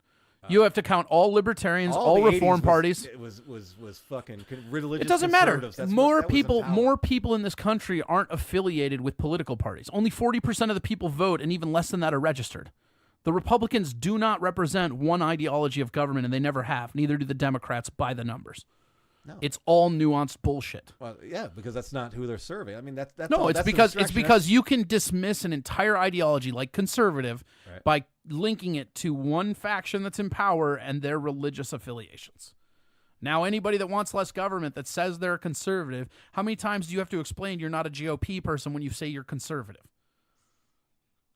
Because, again, we take the nuance out of shit and we replace it with hyperbole. And again, that's a relatively new thing. I mean, up and through the 90s, up and through Bush. No, it's one not. Bush, yes, they were doing that since the 70s, dude. When the Libertarian Party first formed in the 70s, they were doing that. Dude, back in the 80s, hardly enough people even knew what Libertarian was. They were still there. Yeah. Doesn't matter. Fair enough. I'm just saying that, there was a religious contingent within the GOP that was a conservative. But it was never the majority job. Because the parties have never been the majority of the country.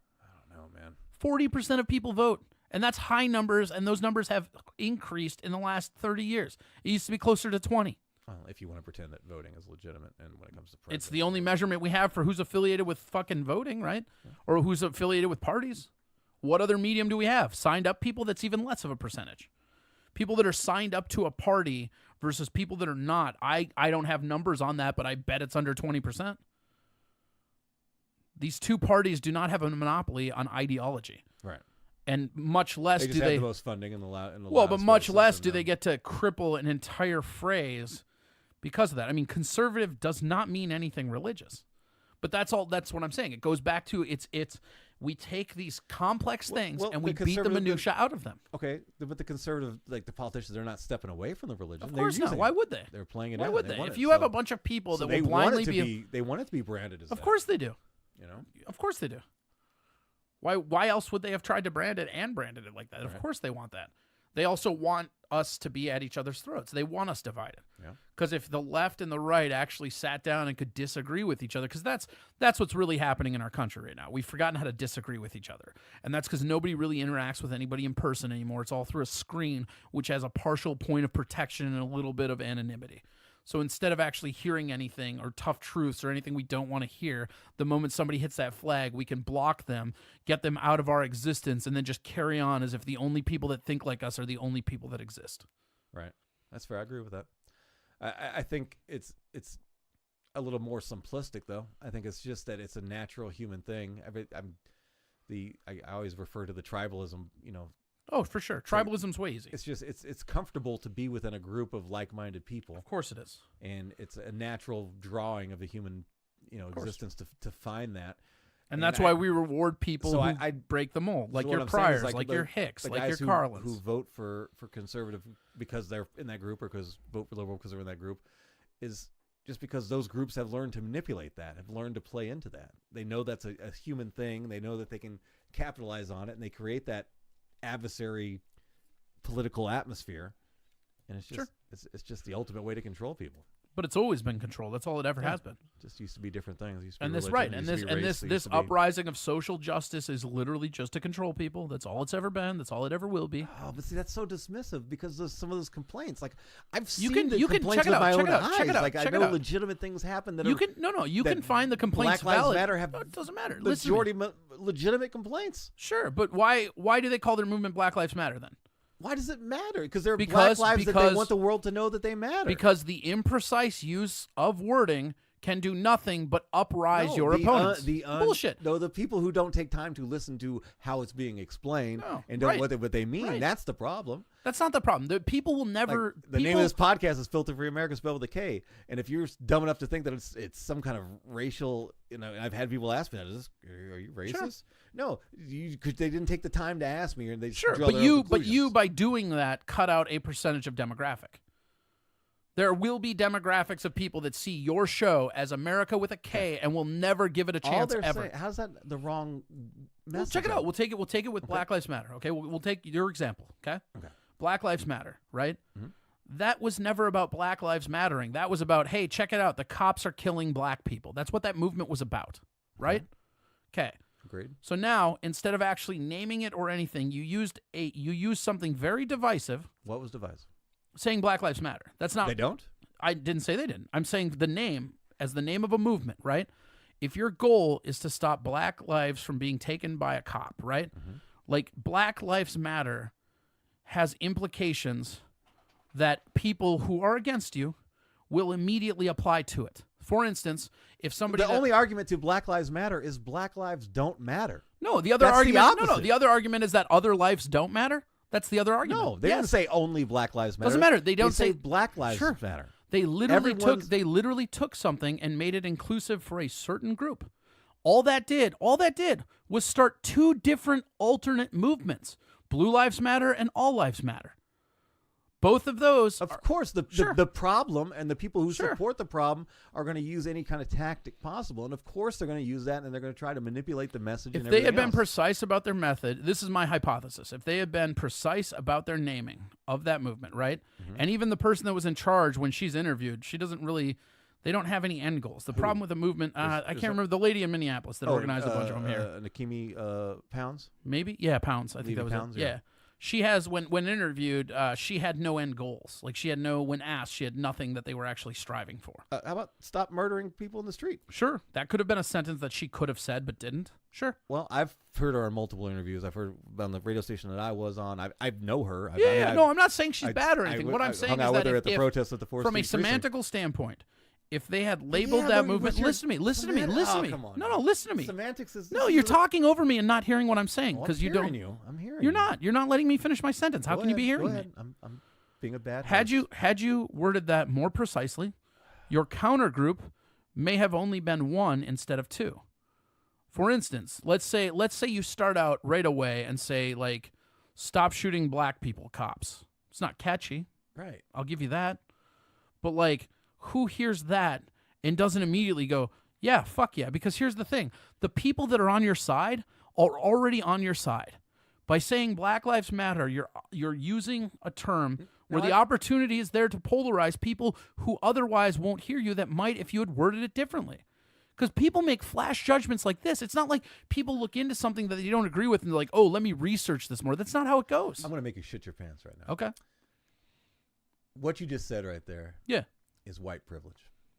There's no such thing. You should have worded your message. This is an emotional response to people getting murdered in the fucking streets. Sure. And if they're in a protest, and this is probably where I don't know this, I'm just guessing that Black Lives Matter, the name BLM, probably came from just a random chant in a protest, and it probably was like.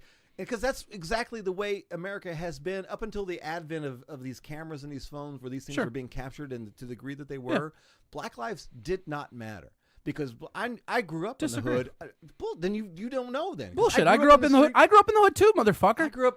I grew up in inner city Portland. I was the only white kid on my block. Portland.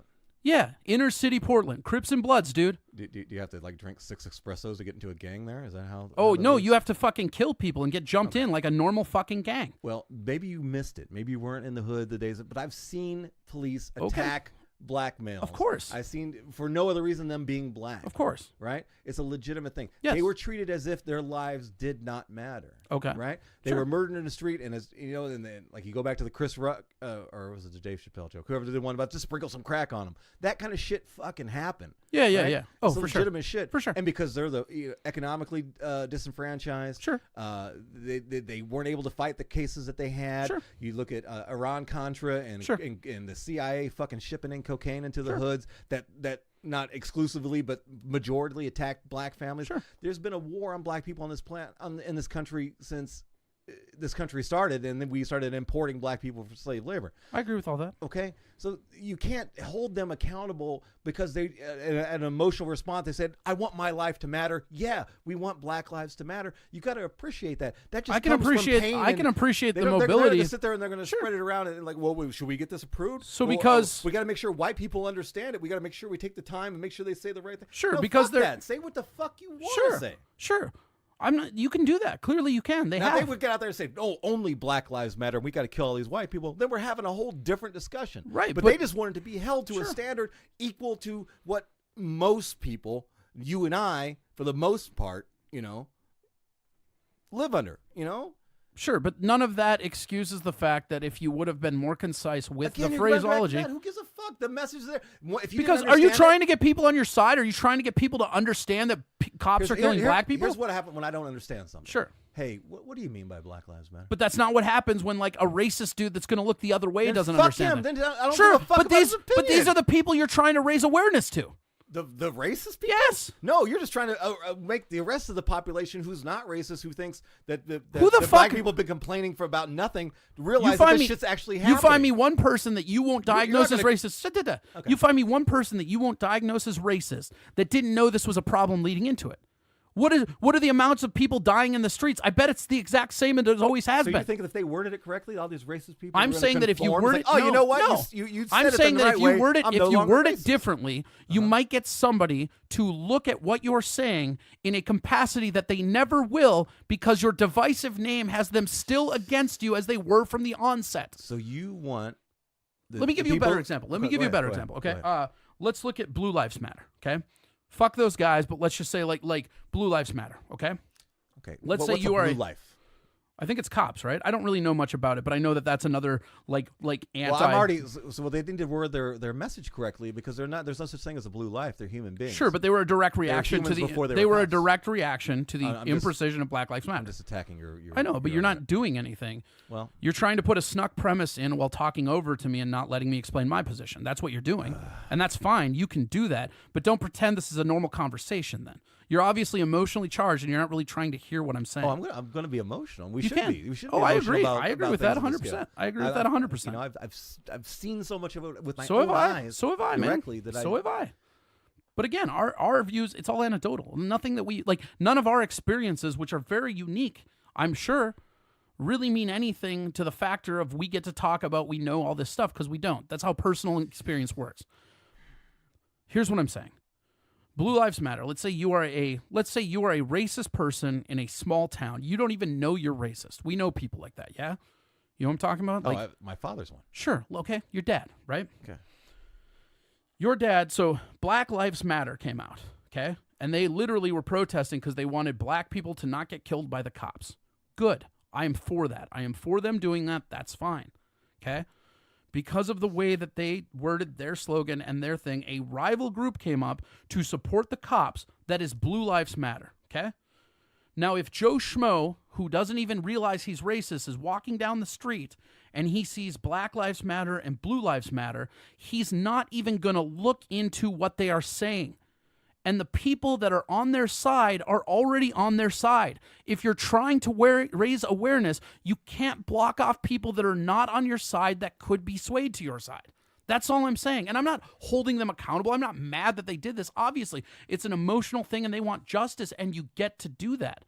I'm just saying I think that they would have had more impressive results had they made their movement more encompassing. And I'm not saying that they have to do that. They obviously don't. Okay. And I support them. It's not my fight. Like it's my fight to like raise awareness when I see it. But I don't see anybody that really got awareness because of Black Lives Matter. I don't know a single person that's the thing that got them, oh man, black people are getting shot by the cops. We all fucking know this, and we've known this for a while. Well, that's not true.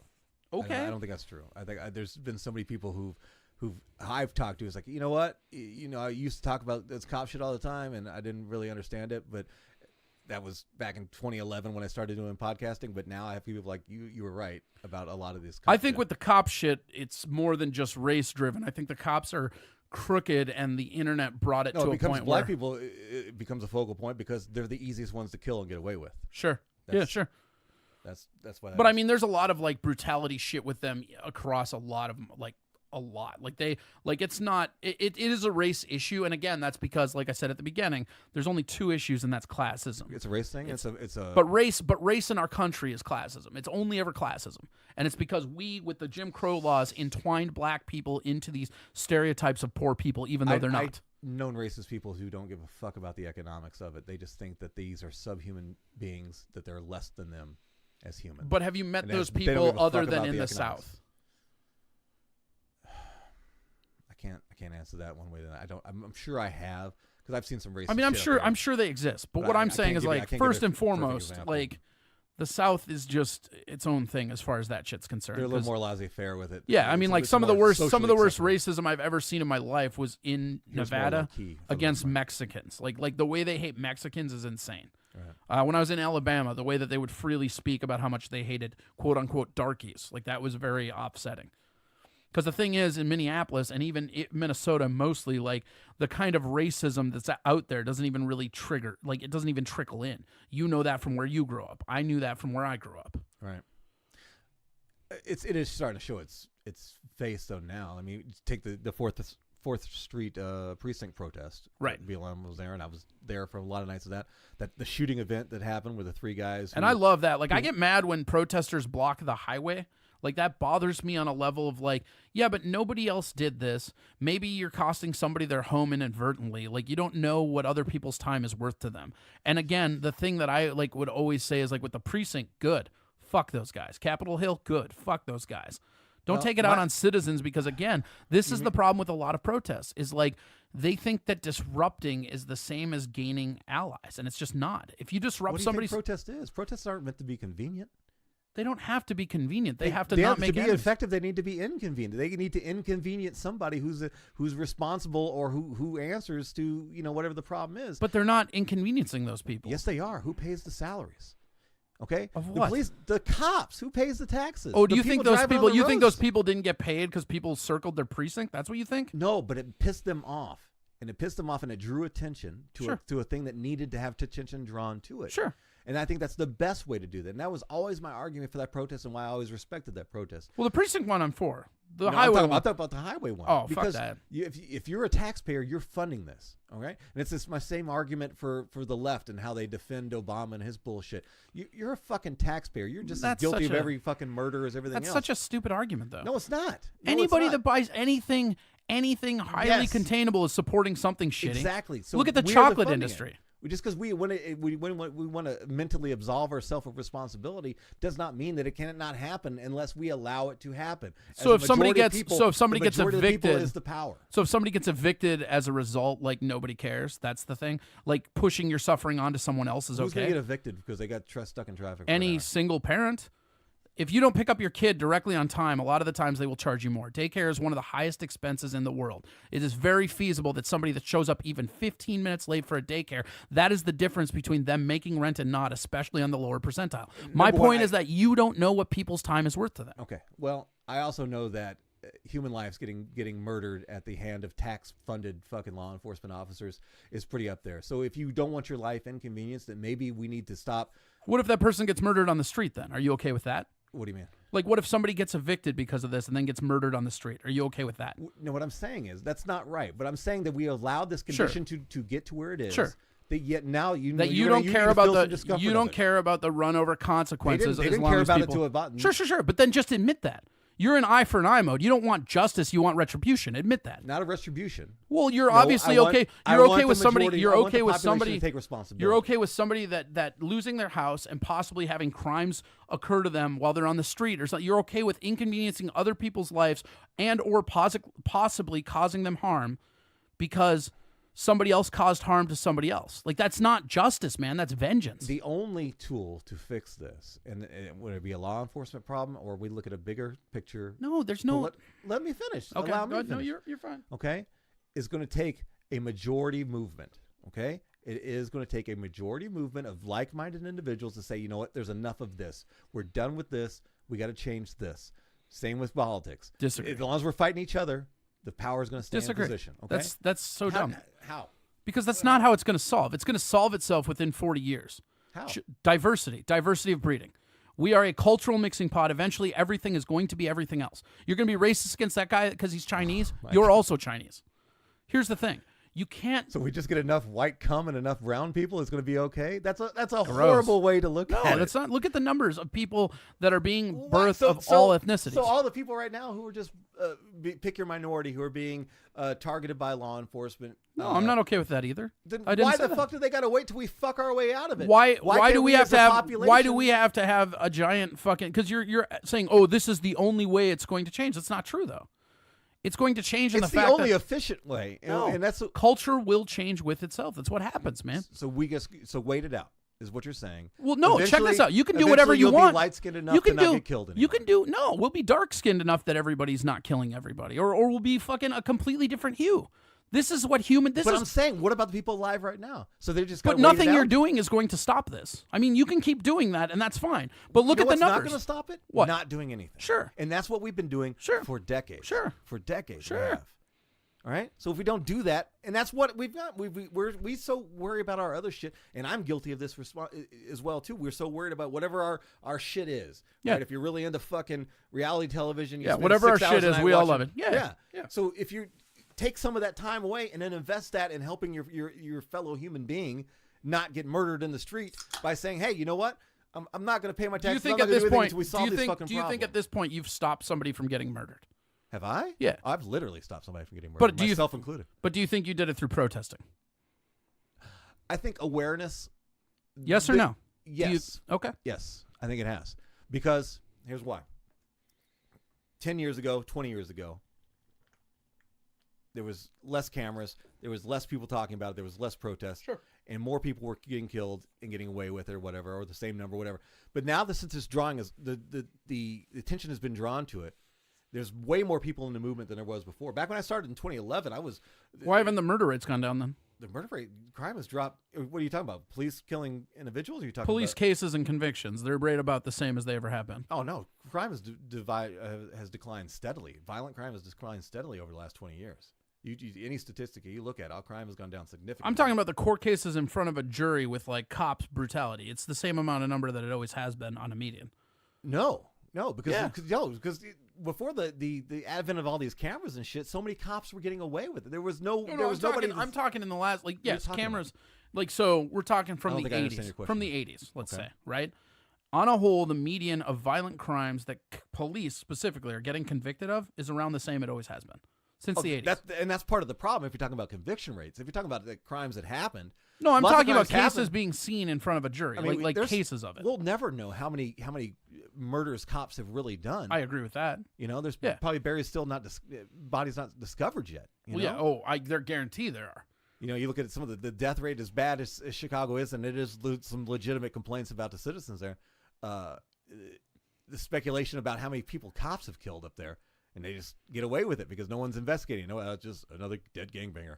Just killed another somebody killed him. We don't know. You know, there's definitely changes now. Not willing changes. I mean, the police aren't doing it. It'll never be willing. I don't know. And that's why I think morality is so important. I mean, every problem I see in this country right now, it's in 2017 there's a morality component to it. In 2017, it was right around 500. In 2018, what are you giving me? This cops that were arrested and prosecuted? This is victims of police shootings. Okay. Wrongful police shootings, or does it does not differentiate? specify that. So yeah, maybe there's not sometimes some cops kill people that are fuck. I would have killed them too. So you really have to get in there and get and separate those numbers to get what you're looking for. If it doesn't say that, true. Well, I'll do more research on it, right? Because these are all fucking hedged. Yeah. God, I hate. It's so hard to find research anymore. Like just to research something that you want to, you can't just you got to research how legitimate your source is. Right? Yeah, it's like you have to research what you want to research, and then you have to research 3 times what you researched. Right. Only to have somebody say, "Oh, I don't trust that source." You're like, "You motherfuckers! I vetted it. I fucking vetted it." Right. I love catching people with the fake sources. So. Yeah. I saw this guy. He posted something. What was it about? It was something right-wing conspiratorial type thing, and it was from what was that website? It was one of those ones that are super you go down to the bottom of the page and this is all satire, and it may sound like this and you can tell these motherfuckers, but they have this visceral response. Well, yeah, that's right. They're just the CIA is just gonna let those guys walk. You know, no, and it was all satire. And I'm like, dude, you're fucking stupid. You're so emotionally involved in something that's not even real because you didn't take the time to look at anything other than the headline and the picture. And that's terrifying that those people vote. So I don't know. Yeah, in alarming droves. Let's talk about something we're going to agree on for a little bit, or at least not be so. I don't think we're going to get I think we agree. This is the thing, is I'm not against it. I just I think that it's more of a hindrance to their cause, the way they're going about it. That's all. And check it out. You and I want the same thing. I'm pretty sure we both want cops to stop murdering black people. Yes, that's a thing we want. I in this kind of where I differentiate from Black Lives Matter is I think the worst thing they ever did was only focus on the black killings. That's what I'm saying, man. Call yourself Black Lives Matter. That's what I understood totally that. Fucking saying. I understood that. You just said what I said that you went off on me for. No, you're caught up in a name. You're caught up in a name. Oh my God. I'm just saying the name reflects the objectives. Yes, and I understand that that's personal to them, but they could also bring in the other ones too. Sure. And also, why not just call it "fuck the cops"? And in my experience, what's wrong with "fuck the police"? That's catchy as shit. Yeah, that's true. I mean, I don't know. I just Somebody all lives matter. All lives matter doesn't exist if they just call themselves Lives Matter. I mean, and again, it's not I'm not blaming the people that came up with this. If they were going to reword the name, then the name should have been Black Lives Supposed to Matter. Sure. That would have been something clearer. But I understood. It just takes a moment to stop, think, and ask. And that's the moment that the person that's not on your side won't take. That's what I'm saying. But here, Corey, if you pick the perfect name for them, sure, those people are still going to find something. The people are still going to find some way to fucking either try to insult it or take it down. But it's not about that. What? It's about no. It doesn't matter what they say about it or what Black they lives think are about supposed to matter. What? White lives ain't supposed to matter too. All lives are supposed to matter. This is what I'm saying. If you find, but that's not. You're missing my point. If you find a name, and I don't know what it is, it's not like I have all the fucking answers. I clearly don't. If you find a name that is a curiosity rather than something that is polarizing, it takes people that are not on your side and makes them look into it. And when they're looking into it in a way that if something is divisive, people are shut down to looking into it the moment they see the divisive name. It's not a vehicle to get people on your side that aren't on your side to begin with. That's all I'm saying. I think you have way too much faith in the people who we're talking about that you want to brand this in a certain way. Because those people are going to have those thoughts regardless. I think people are idiots and marketing matters. That's all.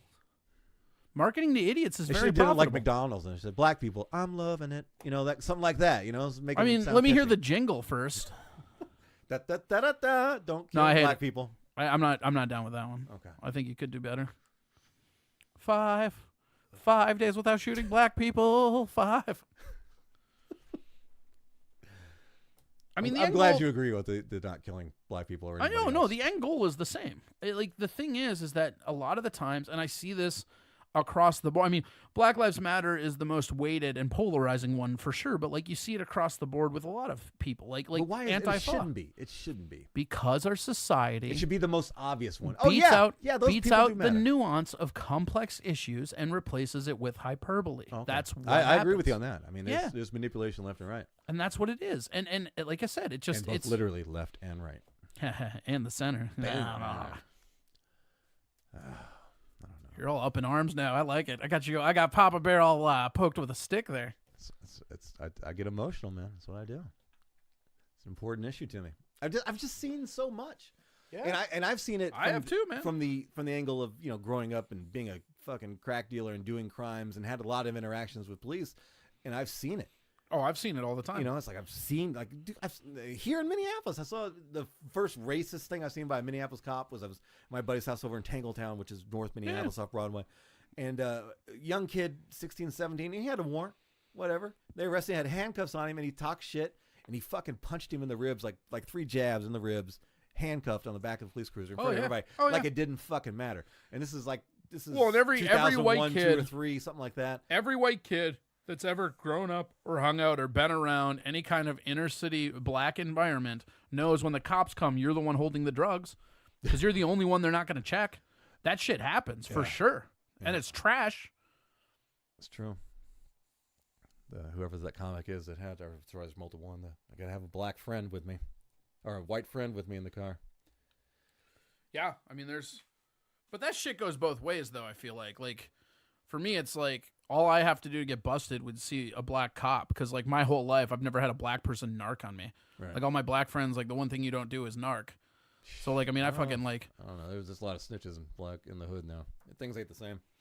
Yeah, I mean, I haven't been in the hood in a while, but, I mean, like, snitching was a thing. That was the only thing you didn't do. I mean, even like, the most, like, fucking downtrodden crackhead ain't Most of snitching. the motherfuckers are snitching their songs. They're rapping about their crimes. They're rapping their snitches. Testifying against themselves in a hit single. So Iceland, huh? Icelandic lives matter, dude. Cold lives matter. So what's now? I'll probably will mention it. That was a great sidetrack and step back in. I'm proud of you, buddy. You're getting better at this. I'm a pro, man. You're getting better at this. Stick and move. What else CDs do you have out right now? You have 2 out right now. I have 2 out right now. And explain the first one. The first one, not an one original is- idea, but it was a great idea. I'm still convinced it was an original idea. Like, After I first got into that CD of yours, we talked about it on the thread or something. There's somebody. no. Here's the Tom thing. Papa, maybe. No. Somebody There's had one. Was had it one. Benson? Okay, so it's somebody came out with one. So the idea Explain what was it to is have first. the idea is to have a CD that's all crowd work. That was the idea, and the whole rationale behind it for me was when I was starting up. I really wanted to be on a record label. I really wanted stand-up records was kind of a thing for me early Snake on. is staring you down right now, just so you know. Good, bring it, Snake. I don't give a shit. She is Get mugging behind you. that glass. Let me tap on that shit. Snake lives matter, motherfucker. See, it's just a Look, polarizing name. That's all. I'm sorry, go ahead. So yeah, so I came up with the idea of like an all crowd work album, and the thing Can I was, try your tobacco. yeah. The thing about it was, for me, Thank you for the tobacco. you're welcome. Colorado tobacco is the best tobacco. I gotta hold that. Just press the button and pull. Unless is it the light on? Yeah. So what happened is like at an early age, when I first started doing comedy when I was like 18, and this was before I quit and came back. This is originally. I just always wanted to be on stand-up records. Like I really loved a lot of the albums that were on there, and it was just a record label that I knew was local. And this was before I even know who Dan, the owner, was or anything like that. And what happened was I went up to him and I had asked him, like, because I wanted to have a CD. I quit my job. That's what I call getting fired. I quit my job and I decided that I was going to give comedy a go, and I was just started featuring. And Same way I started. Did you and have I unemployment too? What? Did you have unemployment when you got fired? Did you? I did not. I tried getting unemployment, but they denied it to me off some bullshit. My whole comedy career was built in that small time. Yeah, I remember. That was awesome. 99 weeks of unemployment, bro. Yeah, no, it was great. But Amazing. so the thing about it was, I knew that I needed more than just what the gigs were going to pay.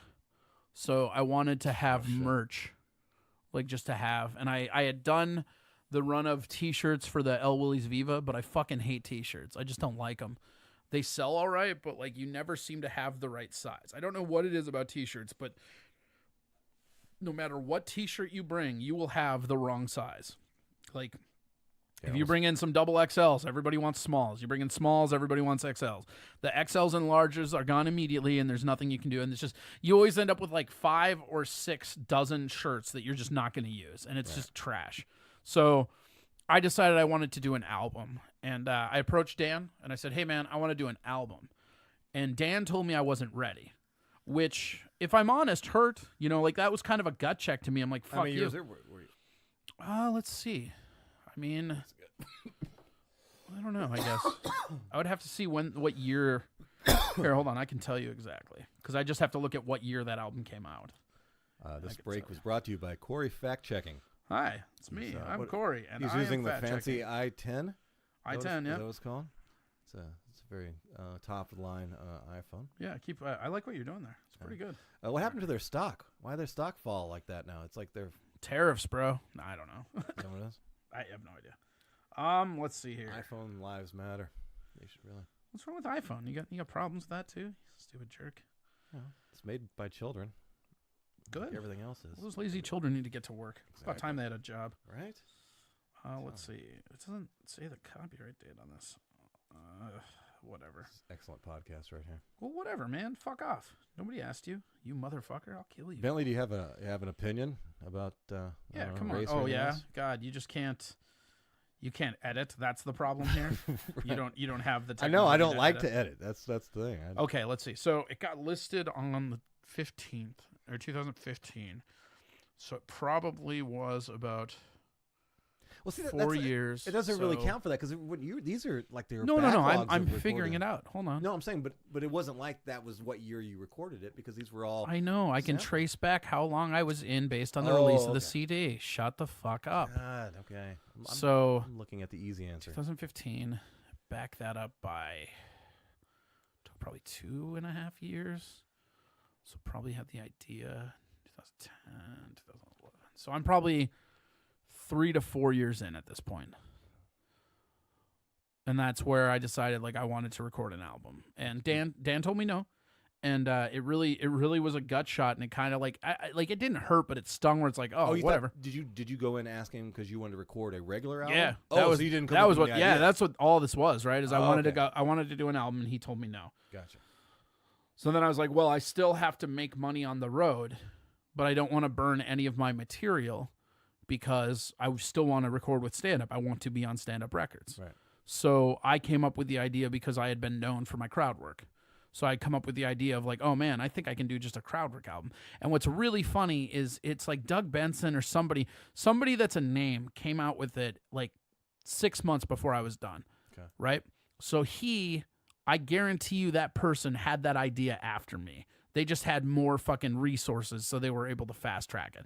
They also did that album off one show, whereas like what I did is I went through my entire catalog and just cut out the crowd work. Right. Which is what I did for the second one as well.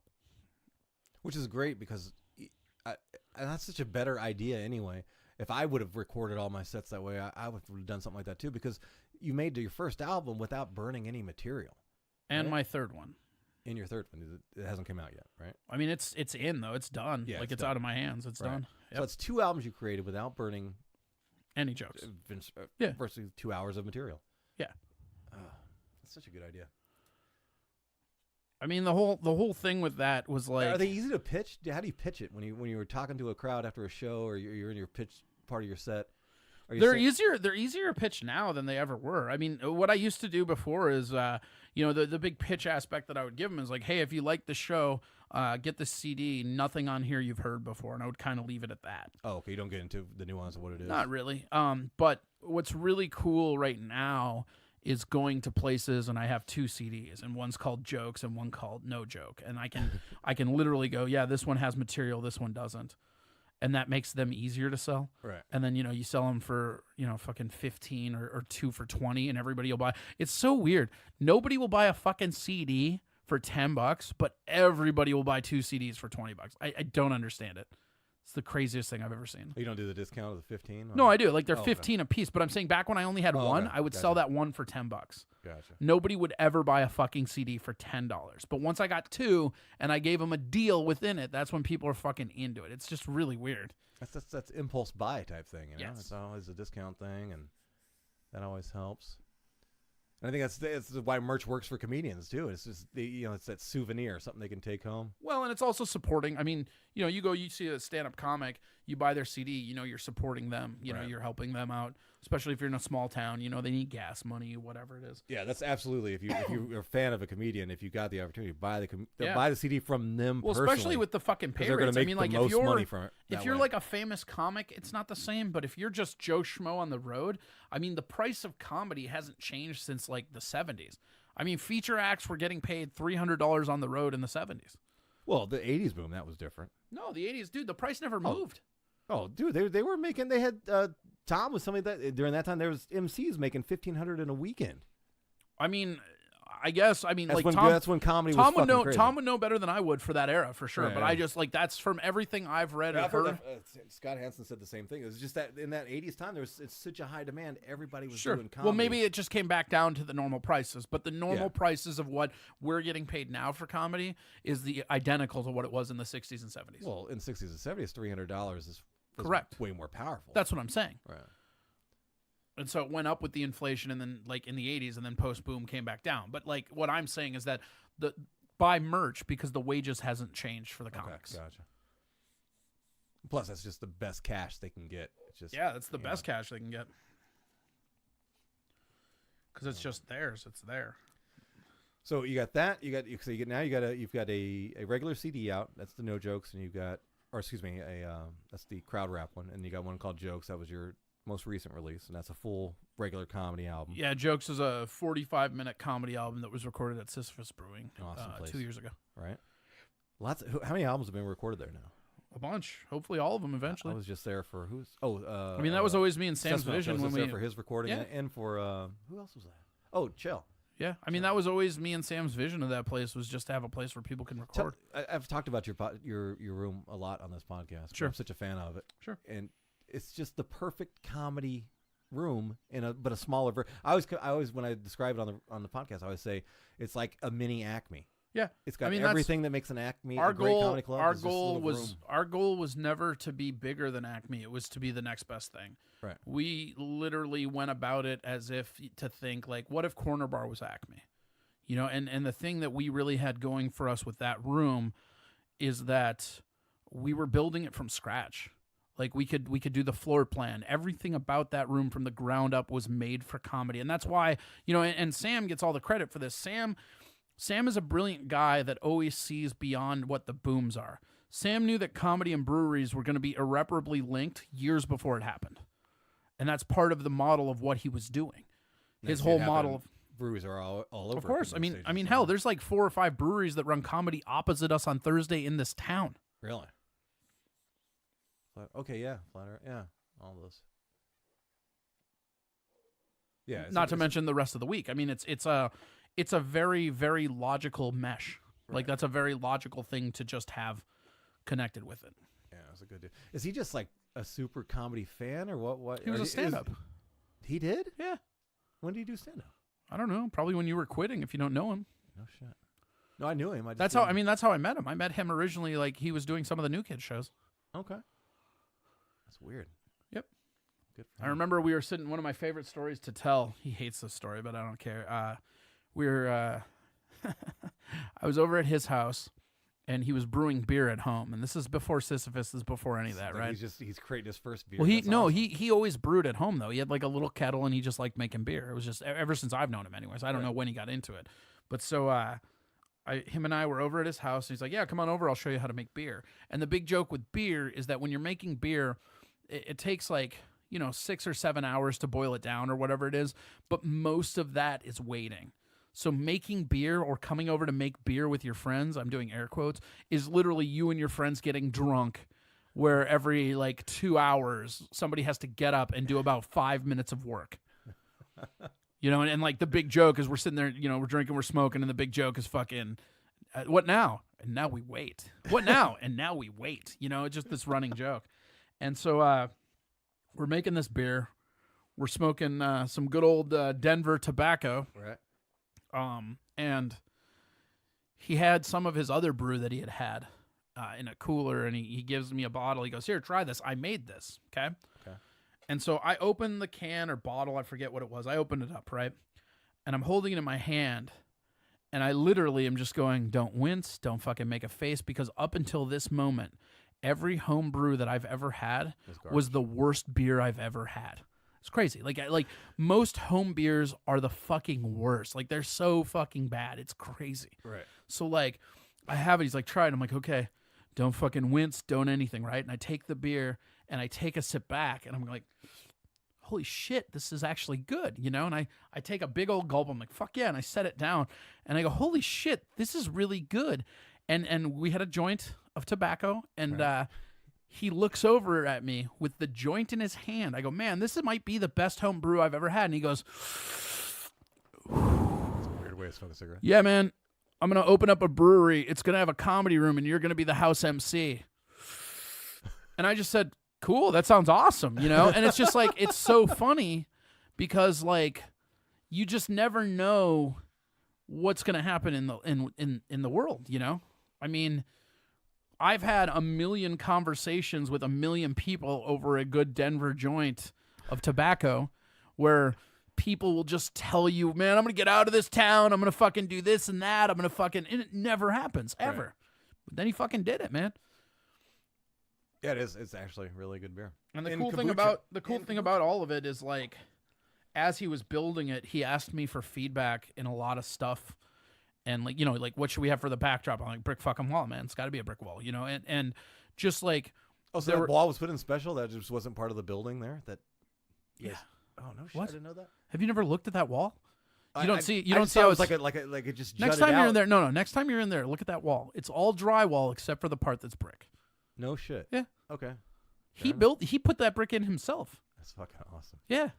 That's awesome. Didn't go with the fake brick. No, and another like fun little. I know when I was recording, it felt nice to sit my hand back there, and I was like, laid back in a joke or whatever. It's a brick wall. What are you talking about? Wall. It's a brick wall. I know. That's what I'm saying. But you know what I'm saying? You go to some club, like what was that club, Skyline or whatever, the fake skyline along the back and all that stuff. Fuck that brick wall, dude. It's got to be a brick wall. Another thing that a lot of people don't know that's kind of fun that I have always liked is the on the stage.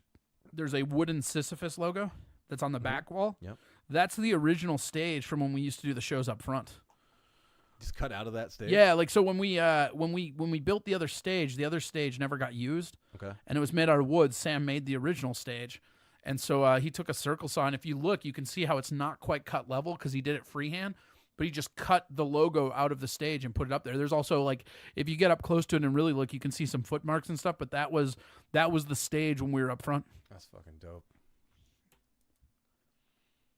Interesting. He needs to open a brewery in Iceland now. Maybe.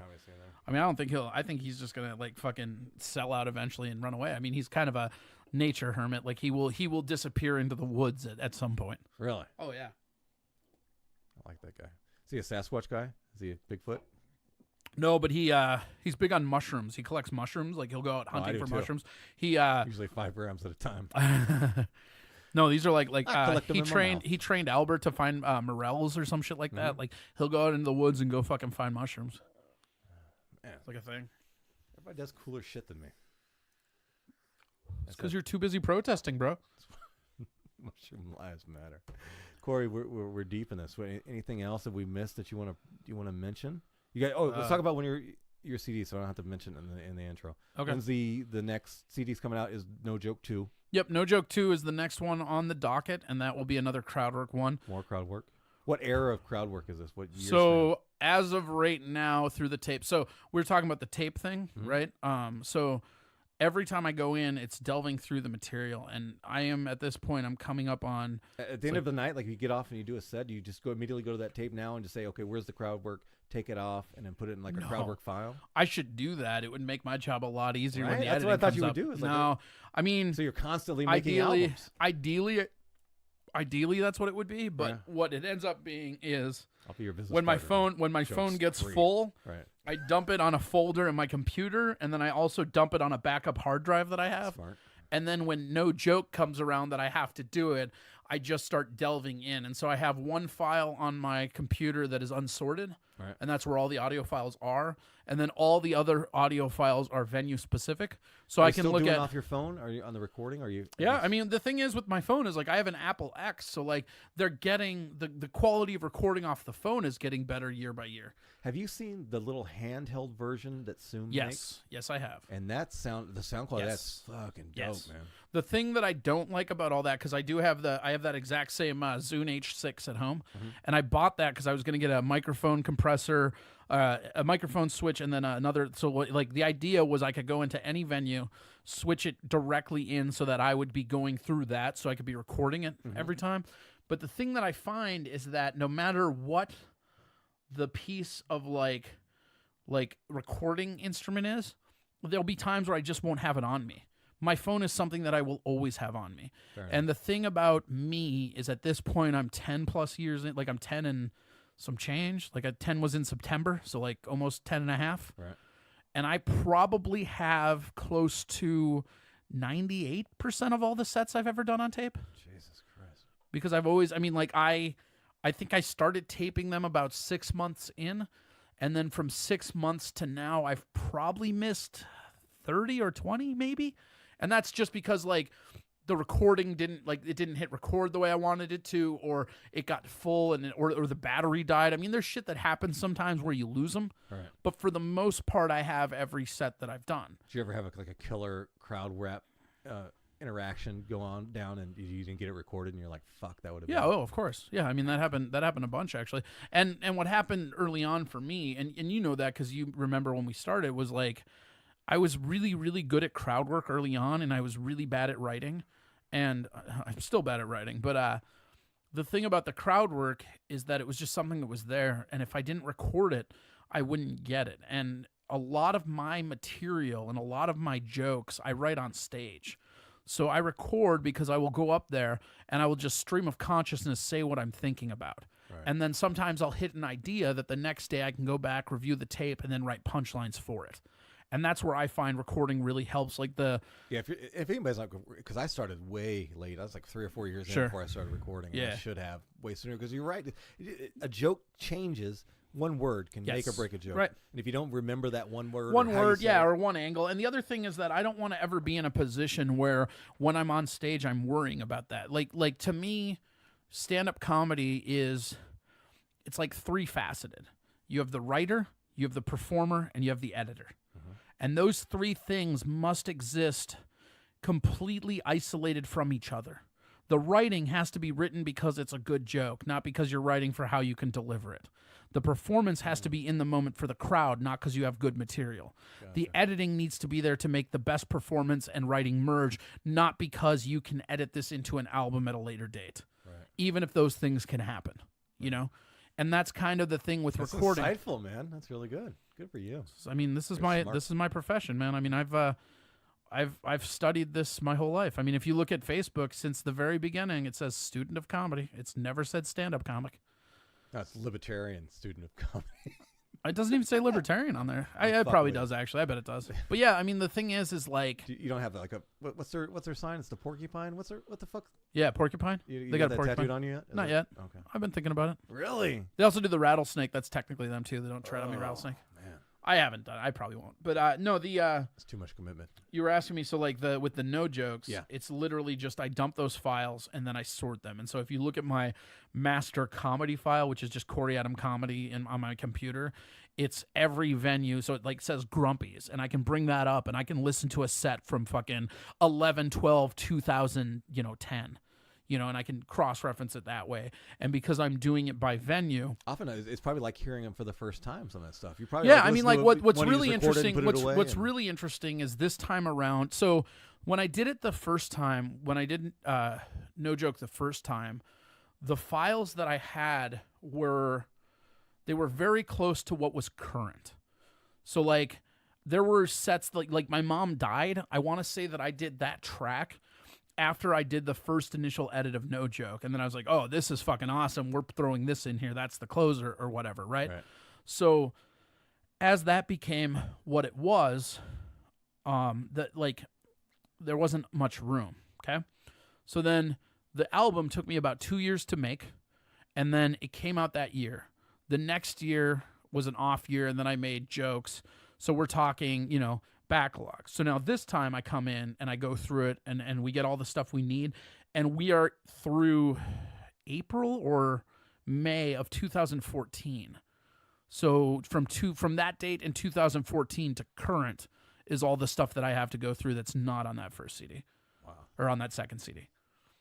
And the idea is that eventually like they'll just be, I mean, I always wanted to have a few of them. I think in my head I always thought 3, just because of trilogy or whatever. But how would you stop though? Well, no, that's exactly it. I won't just because the production cost is so little. I'll never stop making them as long as I'm convinced they're unique and they're funny. Right. What I don't want is I don't want for them to come out in such a number that people are like, oh, he's got a pattern to his crowd work. He always does this or he always does that. Is your last album going to be best of Corey Adams crowd work? We just take the best of. I mean, of I could. CDs.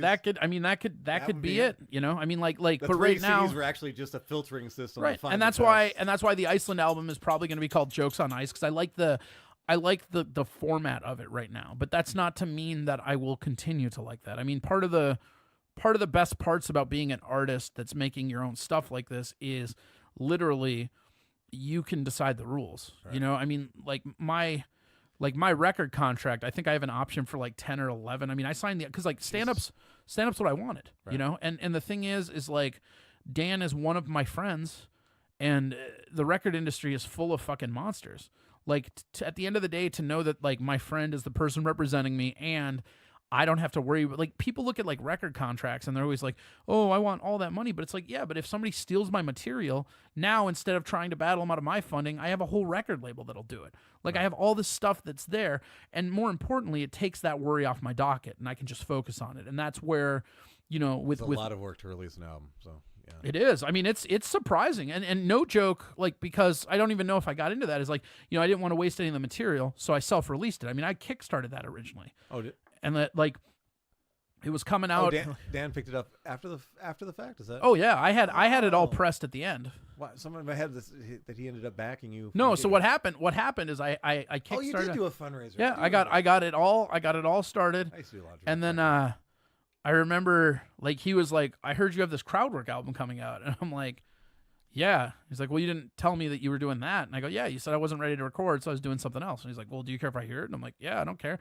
And he listened to it and he liked it and he wanted it on Stand Up Records. So I'm like, yeah, fuck yeah.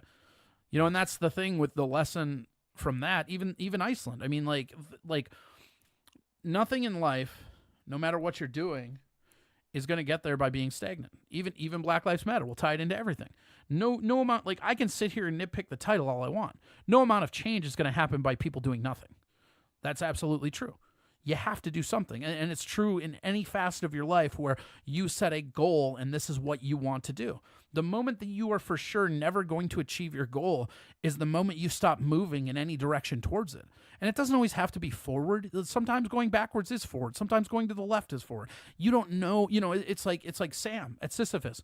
It turns out having a beer with my buddy at his house was a giant step forward in my career. But I had no idea of that at the time, and there's no way I could have. Like that's, you just have to be acting on all facets. And that's where, like no joke, I never recorded my sets because I thought, oh man, someday I'm going to make a crowd work only album and I'm going to use these recordings. That was never the thought process.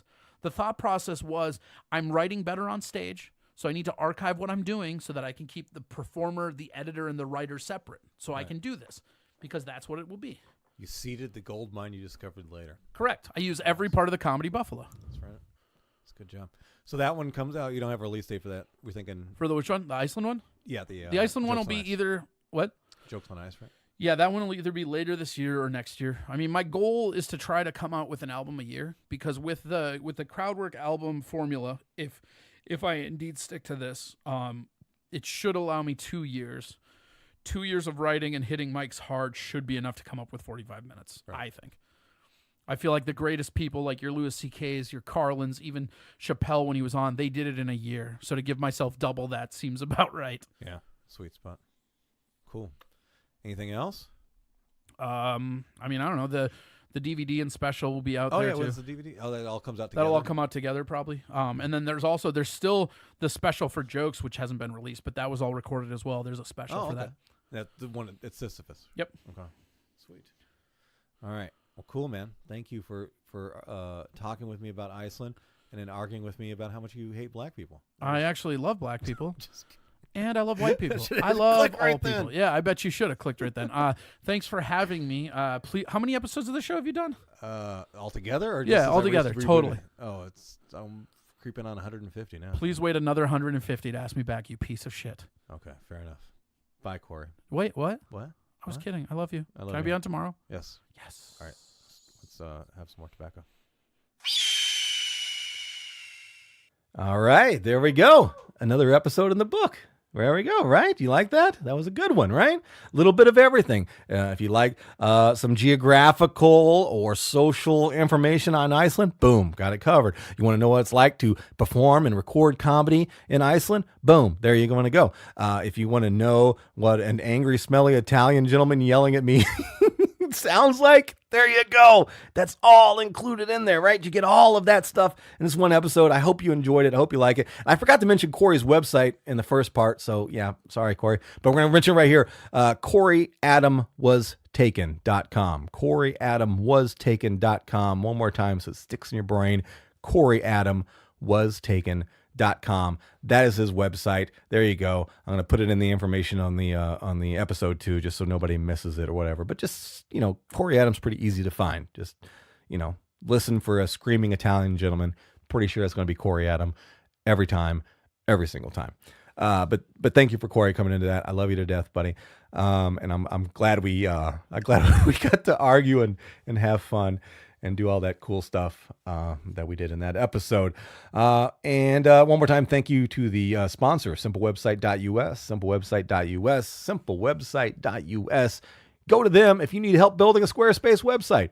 Even if you don't think you need help, go to simplewebsite.us and see what they got.